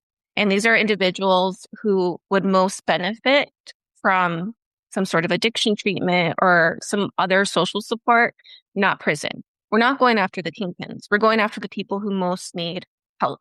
And by the way, we also know that the sentences are very racially disproportionate. It's highly concentrated in Black and Latino communities when we know that Black and Latino people do not use drugs more than other groups of people. But they are policed more, and they probably do use drugs publicly more than other groups of people because they are often pushed into public situations more than other groups of people. And that exposes them to more interactions with the police. I just wanted to share that they like to tell us we're going after the kingpins, but that's not actually what happens in practice. No, it's, I've spent years in law enforcement, so we call that the low hanging fruit. You can, it's easy to get the kids that's out there dealing or whatever. And it's very rare that you can go up the chain. And then that's when politics gets involved, when you're trying to get the big suppliers and all that kind of stuff. So how much money can be saved by focusing on diversion and deflection efforts rather than building more prisons and incarcerating more individuals? That's a good question. I've never been good at math, but I imagine that number would be in the trillions. And I say that because there was a study that came out, and this was a few years ago, and they had estimated how much the drug war had cost U.S. taxpayers. And at that point, it was $1 trillion. And again, this was like a few years ago, maybe even a decade ago. But it makes sense. If you think about the vast amount of money that we're spending on enforcement that could actually go to support people, to ensure that when people are ready to receive treatment, the doors are open, that they can receive addiction treatment when they desire, that if they need help securing a job, that they have that support. If they need legal support for reentry because they have a criminal conviction, that support is provided within their community. There are so many ways that we could build healthier communities by investing in individuals, and that in turn would result in greater public safety for all of us. Unfortunately, this is not how politicians see it. They'd rather, think very short-minded because it's good for a political season. And what sells is locking people up and throwing away the key. That is changing, I will say, and it's changing because people see it, but we still have a lot of people, including in Congress, who would rather take the easier route rather than investing in people, because that does take time. It takes money. It takes time. You're not going to see results right away. But we've been doing the war on drugs for decades, and that hasn't resulted in anything successful either. It's been an absolute failure. Now we have more drugs than ever before on the streets, more people than ever before in jails and prisons. We have an addiction crisis like we've never seen before. So that's also been a failure. I think it's about time that they try something new. Yeah. So that leads me to my next question. You work on Capitol Hill on behalf of the Alliance. In this political climate, how challenging has it been to convey that message to Congress? I've seen a shift. I will say that under President Biden, I started to see a shift in how we talked about drugs. President Biden was really the first that talked about health approaches to drug use. He still used a carrot and stick approach. He still very much believed in the criminal enforcement that we don't believe in. But at the same time, he was the first to really talk about investing in health approaches to drug use, including harm reduction.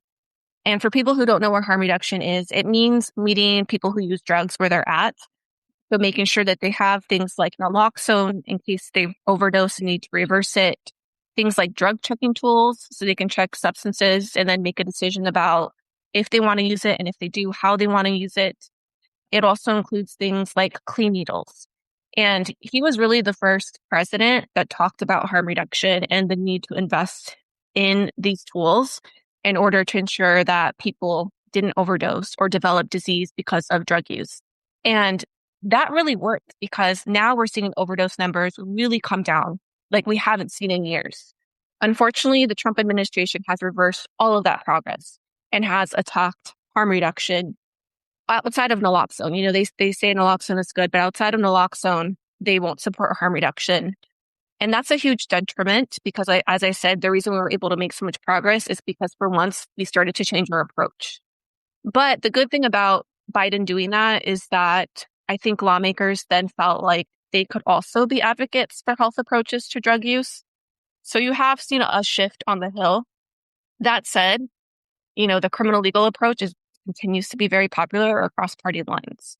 So we have a long ways to go to really change hearts and minds, at least on Capitol Hill. Yeah. I know I'm a certified CPR instructor, and so now that's part of the training that we've added is the naloxone, that we have to teach people how to use that and stuff. So like you said, the climate is changing. People are becoming a little more, I think, sensitive, especially on the health end.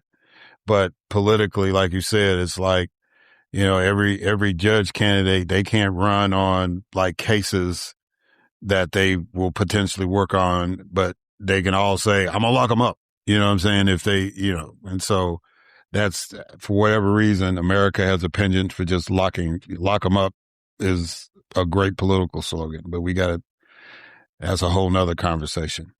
Marijuana legalization is gaining traction because states realize that they can benefit from the taxes like they have for alcohol. How long do you think it'll be before the federal government follows the lead to the states?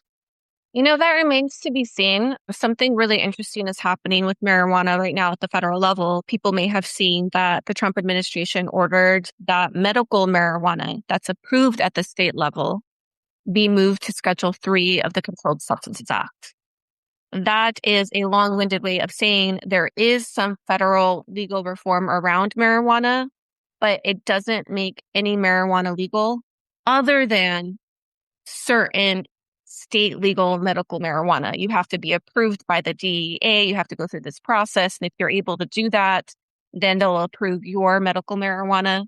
But for the most part, marijuana remains illegal at the federal level. It's federally prohibited. The Drug Enforcement Administration actually just wrapped up hearings that were ordered by this order from the Trump administration, where they are going to come out with an announcement on whether or not they think all marijuana should be moved to Schedule 3 of the Controlled Substances Act. The Drug Policy Alliance has been watching this closely, but I will say that we don't support moving marijuana to Schedule 3. It's called rescheduling, because you're just moving it from Schedule 1 of the CSA to Schedule 3. We support descheduling. We support completely removing marijuana from the Controlled Substances Act, because that is the only way that we will have decriminalization for marijuana. And that would be huge, because if we decriminalize the plant, we decriminalize the people and the collateral consequences. Unfortunately, I don't think the federal government is there. I think we'll probably see some sort of Schedule 3 placement. Some people might think, well, wouldn't that at least be better than nothing? To some degree, maybe, especially if you're a medical marijuana patient who then has legal access. But as long as federal prohibition remains in place, people are at risk, huge risk of collateral consequences and criminalization. For example, if you're a non-citizen who's a medical marijuana patient, even that use, even though it's completely legal, can expose you to automatic detention and deportation, because marijuana remains a federally prohibited substance, as long as it's on the CSA. And for those who don't know, the CSA, or the Controlled Substances Act, is the federal law that we use to essentially criminalize substances. We have Schedules 1 through 5. Schedule 1 is reserved for the drugs that are supposed to be the harshest, like the most susceptible to abuse, the quote unquote scariest drugs. Marijuana's been on Schedule 1 since the CSA was created and put into law in 1971, signed by Nixon. So this would be historic reform if it were moved to a lower schedule. Schedule 3 at least recognizes that it has medical value. But other than that recognition, much of the framework would remain the same. So what we really need is to remove marijuana from the Controlled Substances Act, but also acknowledge all the harm that marijuana criminalization has caused over decades. This is why we're working on federal bills that would do just that would address marijuana broadly, decriminalize, and then address harm to communities.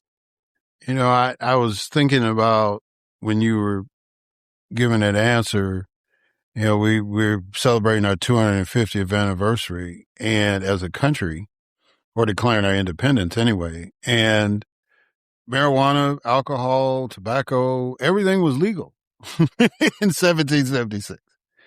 We developed a nation out of it. So it just seemed to me as like if you really want to celebrate the 250th anniversary, that you should just go back and legalize everything and just let people make decisions based on, their discipline or their, in some cases, their health or whatever. But I was just thinking that out loud. Anyway, speaking about legalization, should psychedelics like ibogaine and I'm going to see if I'm saying this right, psilocybin mushrooms be legalized under the philosophy that health and consumption decisions should be made by the individual and a qualified health provider, not law enforcement?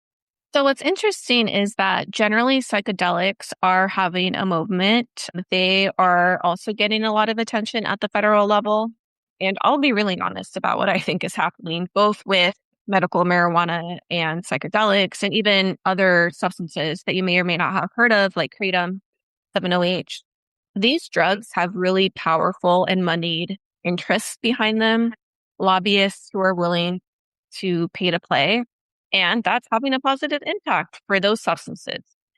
We also have to look at the profile, who uses these substances or who's the face of these substances. And oftentimes we're talking about white people. We're talking about veterans who tend to be more sympathetic to lawmakers. But that's resulted in more movement for these substances at the federal level and support from the Trump administration and even Republicans in Congress to move these substances off the drug schedule or to make them more accessible, to even study and research them for therapeutic potential. We know that Kennedy's interested in doing that too, who runs Health and Human Services. So yes, I do think people should have access to these substances. I do think we should research into these substances. I think this is great progress. I just wish that we had the same mindset when it comes to other substances that maybe don't have the sympathetic face attached to them.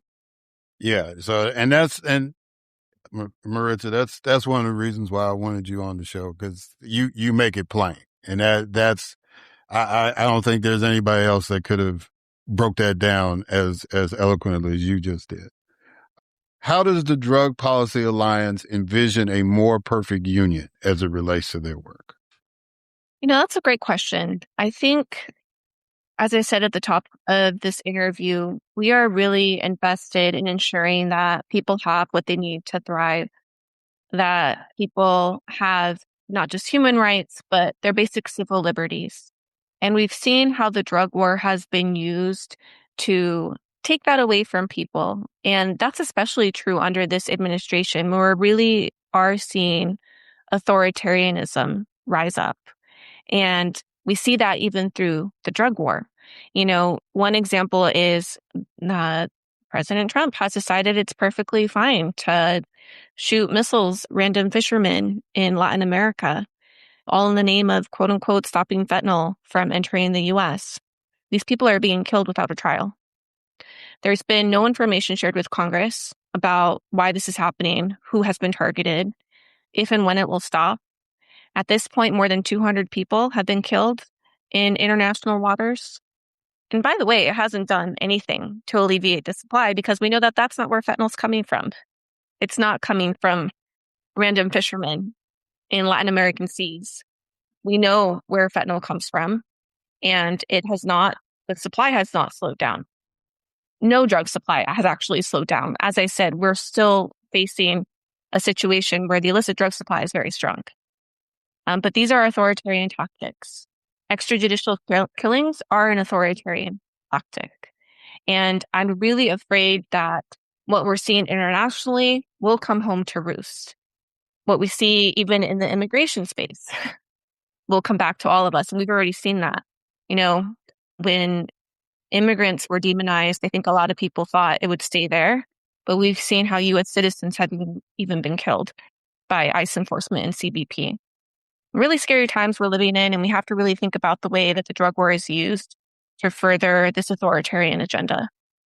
Yeah. Well, speaking about the authoritarian agenda and the ICE crackdowns and all that, there was a tragedy that happened in California with a farm worker, I believe, and that kind of got you and a few other folks to create a nonprofit. So tell the story about this nonprofit, this project you're working on, and, just what motivated y'all to do this, and what do you hope to accomplish with the nonprofit? Yes, thank you so much for asking about that. So the incident you're referring to was an ICE raid that we saw on Glass House Farms, a cannabis farm in California. This was, if not the first, one of the first ICE raids that we saw under the Trump administration. And unfortunately, during that raid, not only were a lot of people injured and arrested, but one man actually died trying to escape ICE. He fell from a roof. This man had been a laborer in the industry for years and years. He did this to support his family. And many of us, especially Latinos who are in this space, were really disappointed that the greater cannabis industry didn't connect the dots and, moved on as if nothing had happened. But for us, it was really clear that there is a clear intersection here between immigrant rights and cannabis justice. We have to recognize that immigrant labor, particularly Latino immigrant labor, is the reason that we have legal cannabis in a lot of places like California. We're also a huge portion of the consumer base. We're also folks who are in the industry doing other things like creating product or bud tenders. Yet the things that would improve quality of life for Latino immigrants are never something that you hear cannabis folks advocating for. So we were created to change that. We are the Latino Cannabis Alliance, and this is an organization that I co-founded with other amazing advocates in the space, from lawyers to folks in the industry to organizers. All of these individuals wanted to join forces to, again, really center Latino voices in cannabis justice, especially at this time when Latino immigrant communities are under attack, where our people are being killed, our people are being racially profiled. And cannabis prohibition is one way that that the Trump administration is justifying this. Already under this administration, we know that more than 600 people have been deported simply for marijuana activity. And I want to be clear, because I think people get this confused. If you're a non-citizen and if you're participating in an illegal marijuana market, that doesn't protect you just because the state market is legal, because marijuana remains federally prohibited. So you could be a medical marijuana patient complying with state law. You could be a worker in the industry complying with state law. You could be somebody who's growing plants according to state law. But because of your immigration status, you are still susceptible to detention and deportation. Really harsh penalties, I think even harsher than the criminal legal system, because you're talking about ripping somebody away from their home and family forever because of this plant being prohibited. So we aim to not just educate our community and other communities about it, but also, again, amplify the reason we need to talk about these issues beyond just like what the industry needs. We need to talk about the harm that cannabis prohibition has caused on communities, including Latino and immigrant communities. Yeah, that's it. I think the term that they try to use is moral turpitude. That's where they get people like that and try to, deport them or whatever. So I want to finish out the interview with this challenge. I need you to finish this sentence. I have hope because. I have hope because I think that when people know better, they will do better. And that's one thing that I like about my job as an advocate, is that I get to educate people about these issues that they might not be aware of. When I think about injustice, I do think a lot of injustice happens because people simply don't know. People are simply trying to survive, live their own lives. But I think the more you know, I think ultimately people are good and people want to help their communities. They want to help one another. And, I think that's one positive thing that we've seen come out of social media. We've seen some really encouraging participation from people when they see injustice. When I think about, the racial justice protests we saw around George Floyd's death, from even the recent protests and pushback that we're seeing because of all these individuals who have unfortunately been killed by ICE. I have hope because I think people care. And I think when people know better, they do better. Yeah. So you mentioned that the Drug Policy Alliance is a nonprofit, correct? Yes. So y'all need money. So how can people donate to the Drug Policy Alliance? How can they reach out to them, get information? How can people reach out to you? That's a really great question. Yeah, people should check out drugpolicy.org. If you go to that website, you can learn more about the drug war generally. You can learn more about our work. You can follow our organization by signing up to receive updates. But you can also follow us on social media, and you'll find a place to donate if you just check out our website. Yeah, so find us there. Same with Latino Cannabis Alliance. Well, you can find us at latinocannabisalliance.org. If you want to engage with us, we're also on social media. And I'm on social media as well, but my social media is not as probably as exciting if you want news updates as my LinkedIn is. But people can also find me on LinkedIn if they want to know what's happening at the federal level around drug policy. All right. Well, Maritza Perez Medina, I am really, really honored that you came on the podcast today. I greatly appreciate the work that you're doing. And, you know, I know a lot of people might say, well, this is an extreme position, but again, 250 years ago, everything was legal. It was up to you whether you had access to it or whether you wanted to do it. And I think we would do better in society if we focused in on other things other than just trying to lock people up, either because they have a drug addiction or they have mental health issues. And if I promise the listeners, if we focused in on other crimes instead of drugs or criminalizing mental health, this whole system would be a whole lot better. And so again, Maritza, I really appreciate you being on the front line, doing what you do. And again, thank you for coming on the podcast. Thank you for inviting me. I had a great time. Thank you. All right, guys. And we're going to catch y'all on the other side.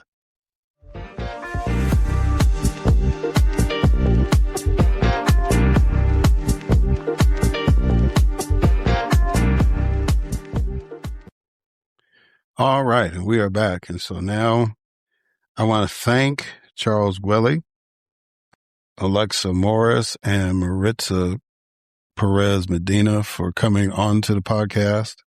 Great interviews. I hope y'all enjoyed them. Charles, after his interview, was going to give a lecture about Thomas Jefferson at his local library. I wish I could have been there to hear that because I'm sure that was very compelling. You know, Alexa Morris and her book, The Courtyard, please get that. It's a beautiful story. It is not the typical Holocaust story. Yeah, the Nazis are in there and they're invading Paris and all that stuff, but it's not as stark or horrible as the other stories because of the experience that Benjamin Parket had. And it's really, really, really an amazing book. And then Maritza Perez Medina, I found out how fortunate I was to reschedule her because she's going to be a mom. So I offered her congratulations on that. And so, you know, but I really appreciate her steadfastness and her commitment to reforming drug policy in the United States because it's needed. And if you reform drug policy in the United States, that'll be a major step in reforming the criminal justice system in the United States. So I wish her well on her pregnancy and the birth of her child. So she's going to be taking a break for a minute, but when she gets back, one of the things I said to her, I said, well, thank you for bringing another activist in the world because I know her child is going to be on fire pushing for a lot of the progressive things that we need. I mean, either while I'm here or just a really old man. So I'm looking forward to that. So I want to touch on three things real quick. And the first thing I need to reiterate is that I have said on this show, and I'm pleading whoever the next Democratic president is, that they abolish ICE, whether it's the first day, like right after you give the inauguration speech, the first executive order, or immediately upon taking office, because it's out of control. It's an embarrassment to those of us who have worn a badge, and it needs to stop. In the last 2 weeks, We've lost Lorenzo Salgado Araujo, Lorenzo Salgado Araujo in Houston, Texas, and Johann Sebastian Duran Guerrero in Maine. Neither one of those gentlemen were the target of ICE. They were killed in similar fashion. The officers were saying that the cars were being used as weapons. They were conducting traffic stops. And, for whatever reason, those gentlemen didn't yield or panicked or wherever the case may be. And, in the area of Houston, Texas, where Mr. Araujo was, it was a lot of carjackings. So he wasn't going to stop. If you see some people that wearing masks and carrying guns, and you don't know who they are, I'm not stopping, right? And then Mr. Guerrero, he literally just pulled out of his driveway, heading to work. And, he was legally here in the United States. He had work authorization. And, before he even gets off his block, next thing we know, he's no longer with us. And his wife and his 3-year-old child saw him being dragged out of a car, lifeless. I know in the short time that these quote unquote ICE officers are being trained, they have no clue what a traffic stop is or how to do it. And so, this whole ICE thing has been a total failure. Total. And it just needs to end. So I'm praying that whoever the next president is, that they just shut this down. Yeah, they just need to shut it down. There's no redeeming at this point. I wish we could go as far as to make sure that those people who are currently employed in ICE will never, ever be allowed to be in law enforcement again, right? That if any agency that wants federal dollars, if they hire those folks, then they forfeit those, they are no longer eligible for federal dollars. They can't participate in any federal programs, right? That's how serious I am about these individuals who are working in ICE right now, that they will never be in law enforcement again, ever. This was their one shot. The man who is accused, has been identified as shooting Mr. Guerrero, there's no way he could have passed a psych evaluation in any other law enforcement agency in the United States. But ICE gave him a badge and a gun and threw him out there. And so it doesn't matter if it's Kristi Noem or Mark Wayne Mullen or Tom Homan or whoever. They've proven that ICE is a failure in the iteration that they have done it. And the only way you can fix it is to abolish it. Get rid of it. You got to figure out a new way to do what you want to do.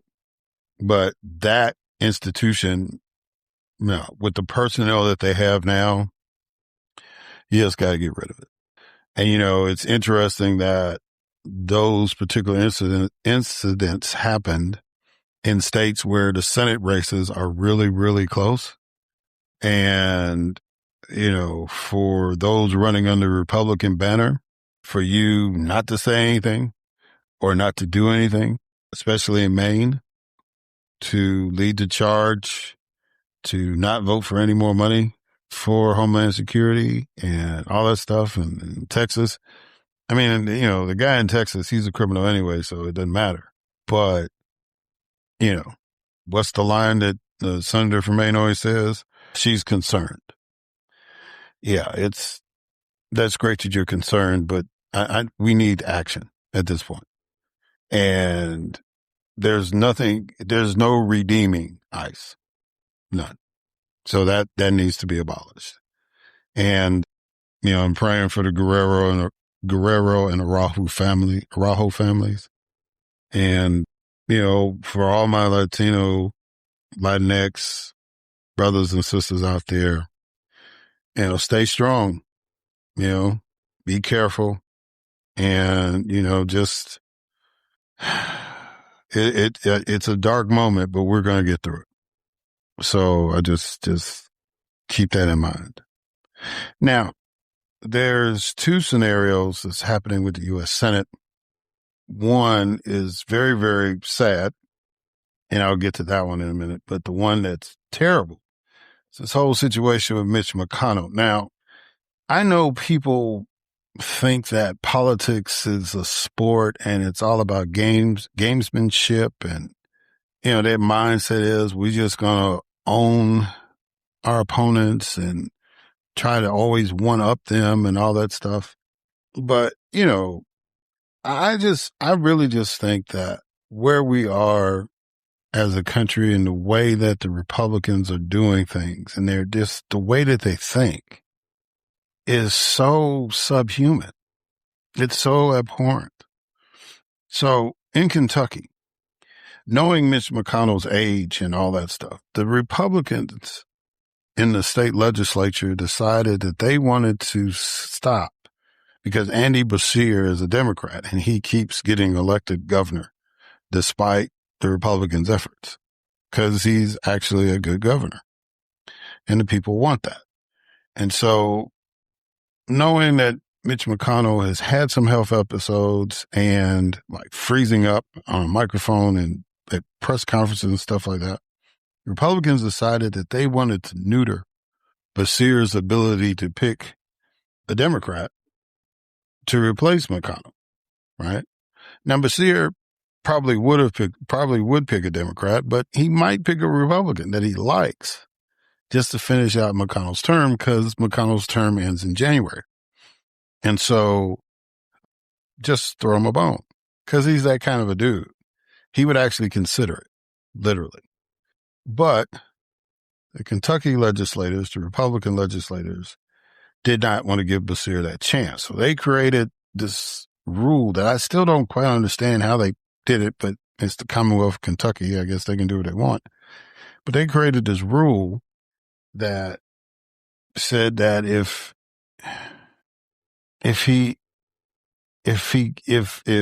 McConnell doesn't die before August the 3rd, right, of this year, then Beshear can appoint somebody to replace him. So I guess that's an arbitrary date that hits every time a Senate position. So I guess that would apply to Rand Paul in 28. But, you know, it's like, so if you can't pick anybody by August the 3rd, if Mitch McConnell doesn't die by August the 3rd, then that seat remains vacant, where they have to have a special election to finish out the term, right? I think that's what it is. They have to have a special election to finish out the term. So the people of Kentucky possibly could be electing a senator for like a month and then electing a senator for the next 6 years, this November, the way it's going. So Mitch McConnell has basically disappeared. He went to the hospital. According to witnesses, he was not conscious when he was picked up in an ambulance, then taken to not a hospital per se, but he's supposedly at a rehabilitation center. And we don't know if he's alive or not. Now, there are people going on TV, and every one of them that is Republican, including Scott Jennings, who used to work for Mitch. All of these people are saying, oh yeah, I talked to him for 20 minutes, right? Like that's like, I guess in Republican mindset, that's a standard time to have a conversation with somebody to prove that they're alive. It's like 20-minute conversation. So all of them are having 20-minute conversations. You know, it's like, yeah, I talked to him for about a couple of minutes. You know, he said, hey, what's going on? You know, I talked to him for about an hour. I talked to him about a half hour. I talked to him about 50. Everybody's talked to him for exactly 20 minutes. Okay. And then they put up a picture of him and his wife, and it's obvious that it's not an up-to-date picture. One, because he's fully dressed, like he's, you know, about to be released from the hospital. And we know that his wife went to China for some kind of meeting, right after he was admitted to this rehab center or whatever. So there's no way that picture could have happened. But they feel that they have such an influence over their base that they can lie and say they talked to this man for 20 minutes and then, they can post these old pictures and say, see, he's fine. And these folks will say, believe that. And they might be right on their side. I've over this last year or so, 2 years, people that I thought I knew, watching what they post and how they react to certain things on social media, I'm like, you might be right. You might be right. These people might buy that. But see, there's no legal repercussions for doing that. That just falls under political gamesmanship. We'll just lie and say that Mitch is alive, and then on August the 4th or August the 10th, we'll say that he died.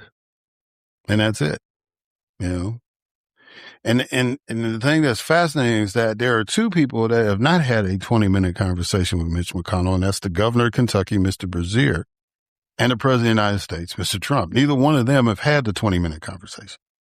You would think that of all the people, I think I probably would talk to the president and talk to the governor before I talk to Scott Jennings. I understand they got a history, but I think they would be up on the chart first.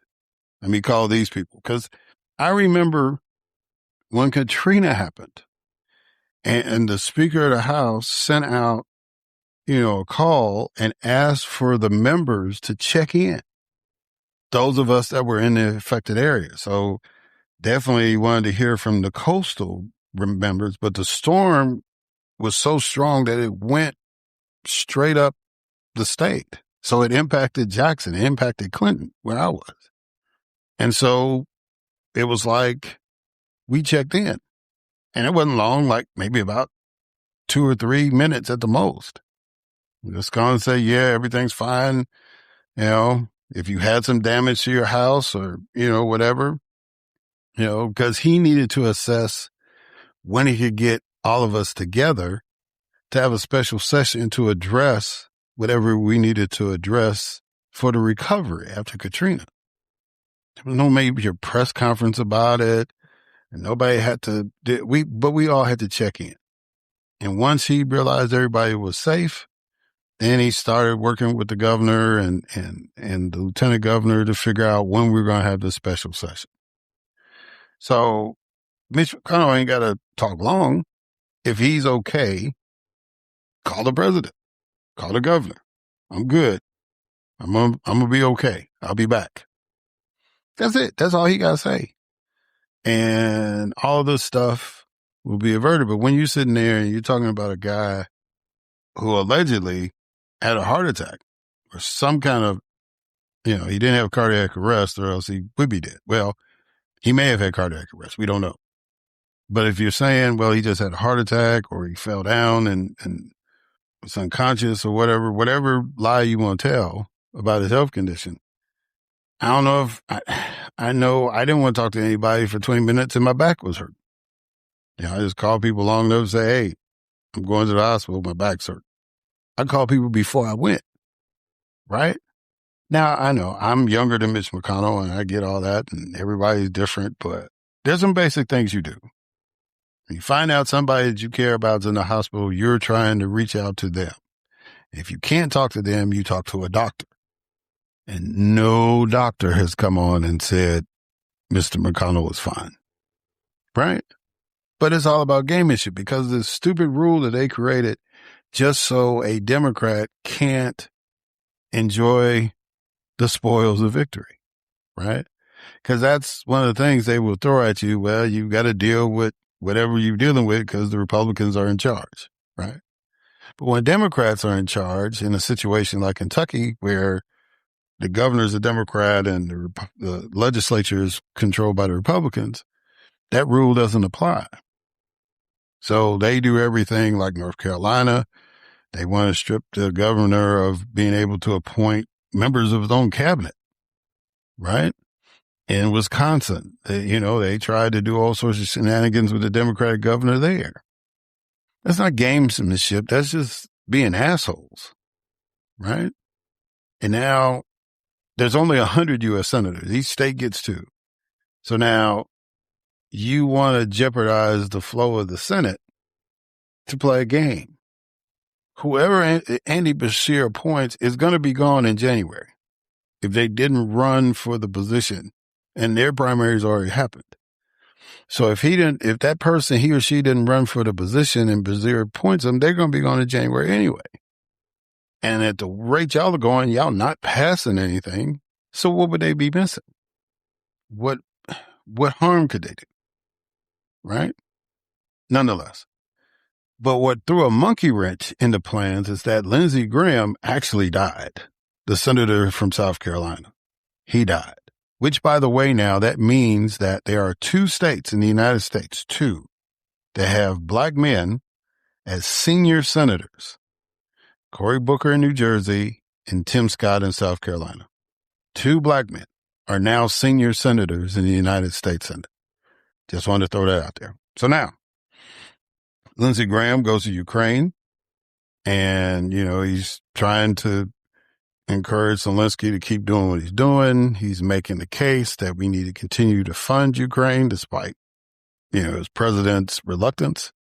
And he gets back home and basically the next day he's dead. And according to the official report is that he had an aortic embolism, which is like a tear in the aortic valve. And you can go pretty quick when that happens. So, and the governor of South Carolina picked his sister to finish out the term because they're in an election year. Now, in South Carolina, everybody's Republican, so the governor can do that, right? But if Henry McMaster was a Democrat, even if he said, I'm going to pick Lindsey's sister, they probably would have put in some kind of mechanism like Kentucky and said, man, no, we're not going to let you do that. Or would they have lied and said Lindsey didn't die? You understand what I'm saying? It's just crazy.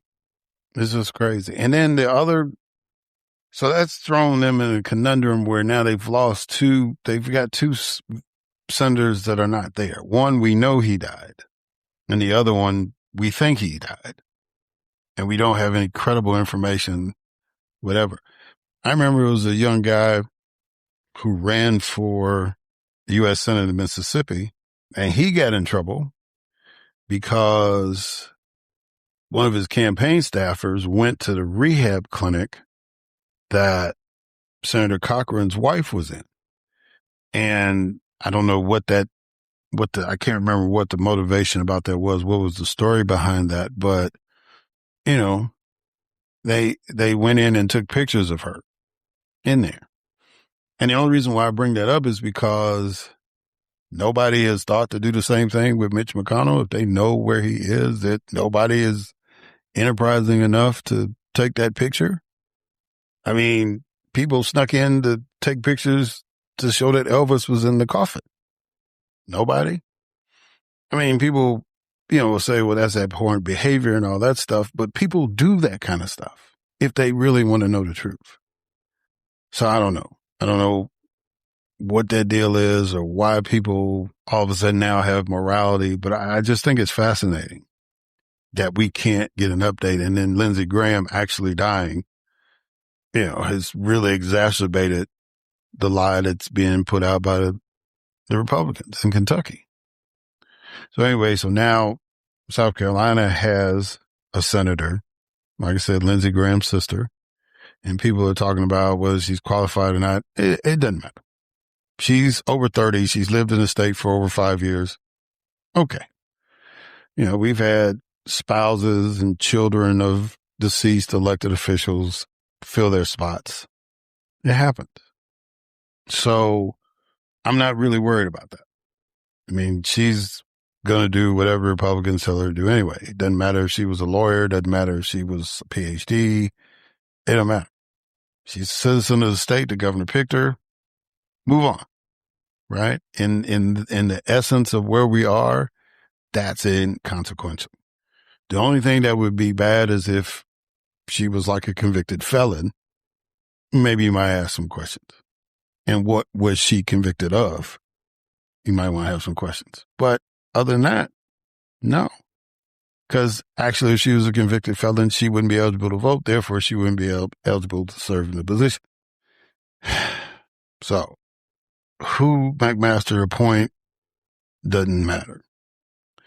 But this constant lying is a whole different thing. And then the other thing I wanted to touch on about this whole Lindsey Graham thing is that, people are being critical about some of the Democrats saying nice things about him. I think people need to deal with death the way that they want to deal with it. If, I'm in the South, so there's all sorts of idioms and sayings. And, one of the things is you don't speak ill of the dead and all that. Okay. And then I remember the story of Vernon Johns. It was a guy who hadn't attended church but he was the son of a deacon, or I think that's how the story goes. And so he demanded that he do the eulogy for the funeral. And Reverend Johns got up there and said, so-and-so lived, so-and-so died, here endeth the sermon.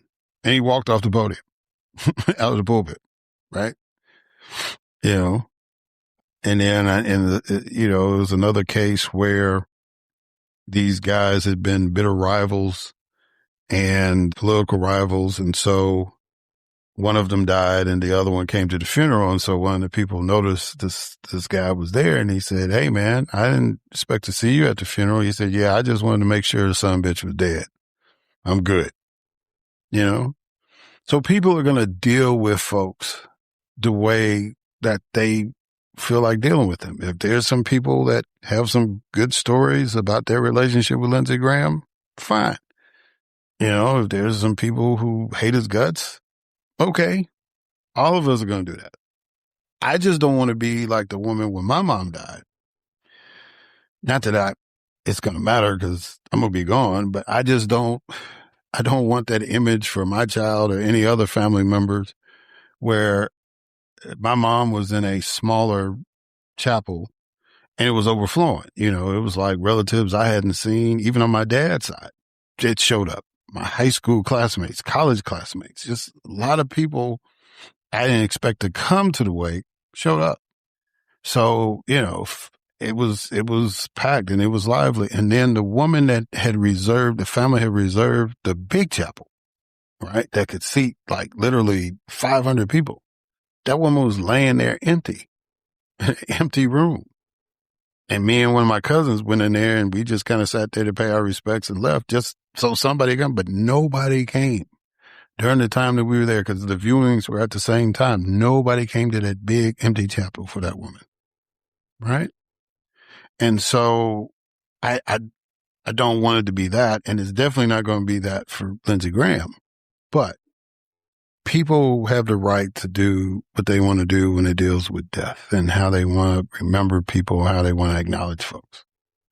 And, people who are critical may come across as cruel, and people that are too celebratory may come across as either being insincere or out of touch. But most people have been raised to be kind during that moment because somebody loved them. Somebody cared about them. And so, they show respect. And that's okay. Well, when we get to a point in America, especially in politics, where we just can't be civil to each other, even in death, that's a threat to our democracy too. Because the whole concept of a democratic republic is based on this moral understanding of civility. And we can't be civil with each other, even in death, then that's a problem.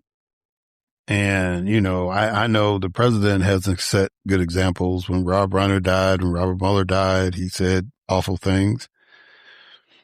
I mean, people are going to say awful things about him when he dies, right? So it is what it is.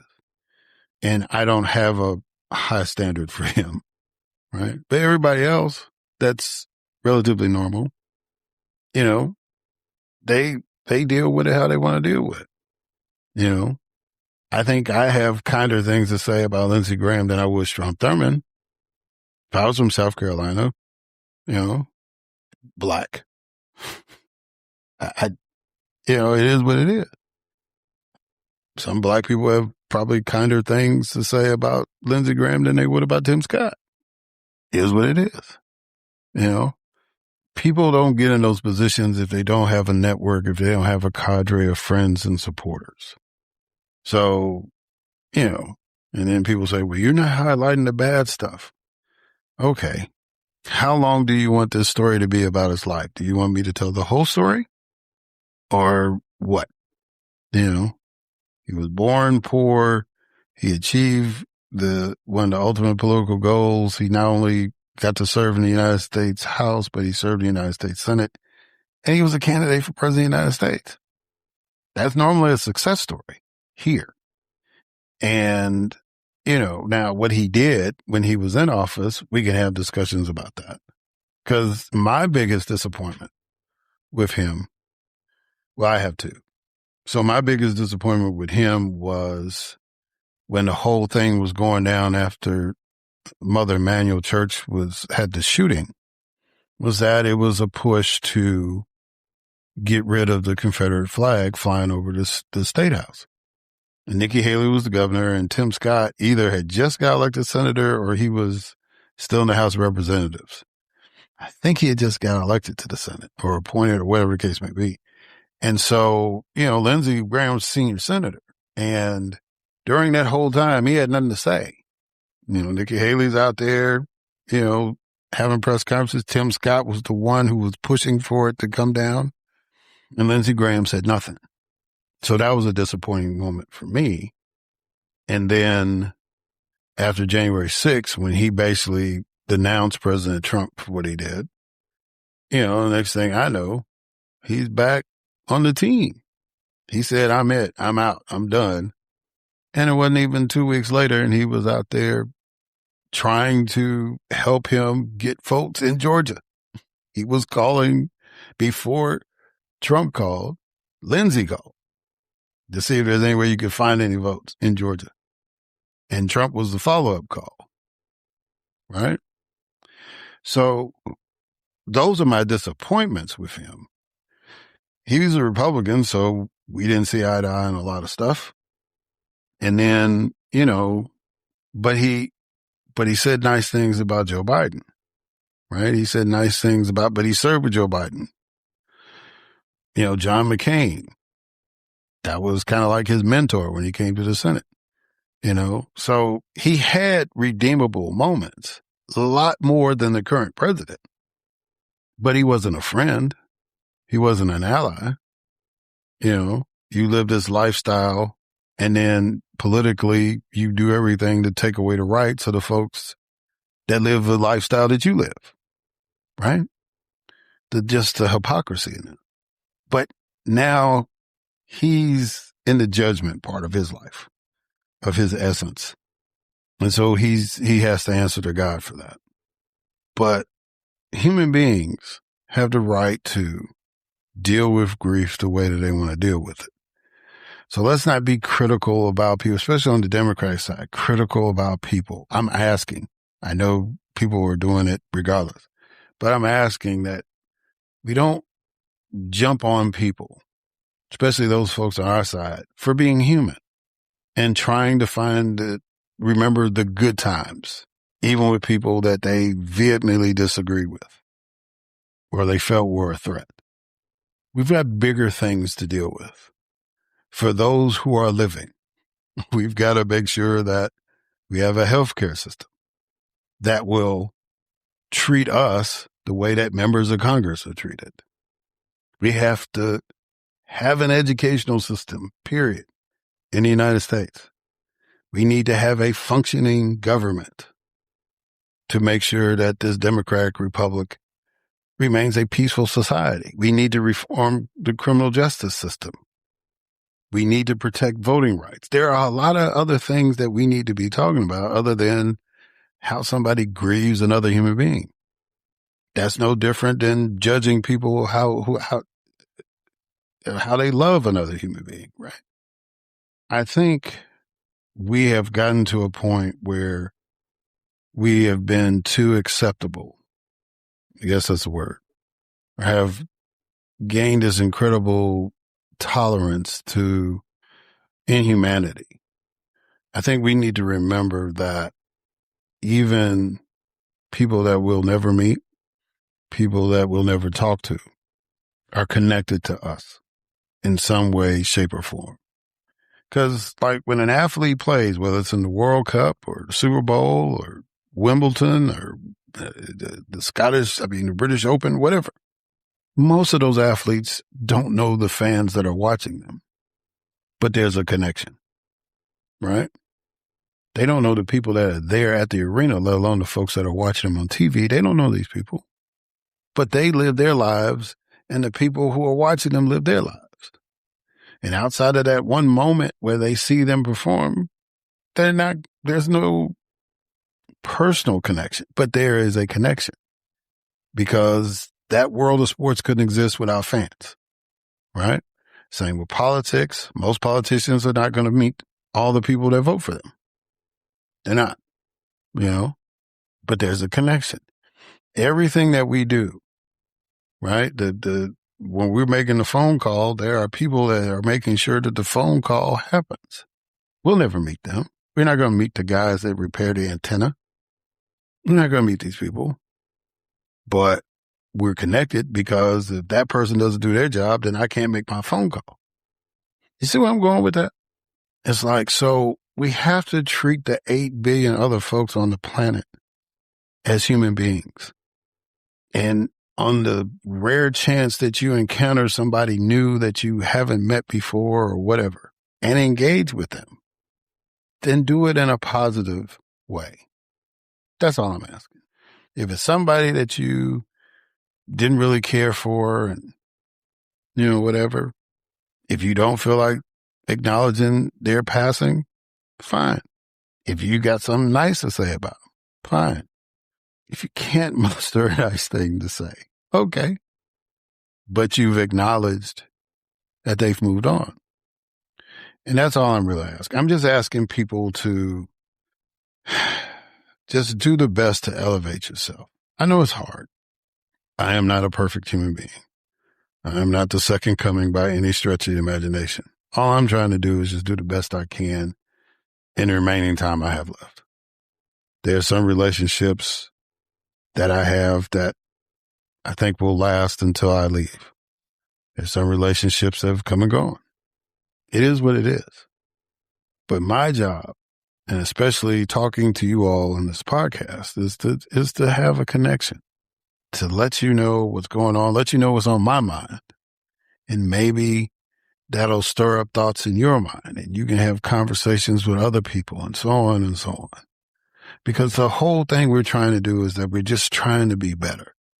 That whole concept of a more perfect union is not just confined to the walls of Capitol Hill or the places of power. It is about our communities. You can't have a perfect union if you have imperfect or terrible communities. It's all connected. And it's all based on how we treat each other and value humanity. All right. That's all I got. Thank y'all for listening. Until next time.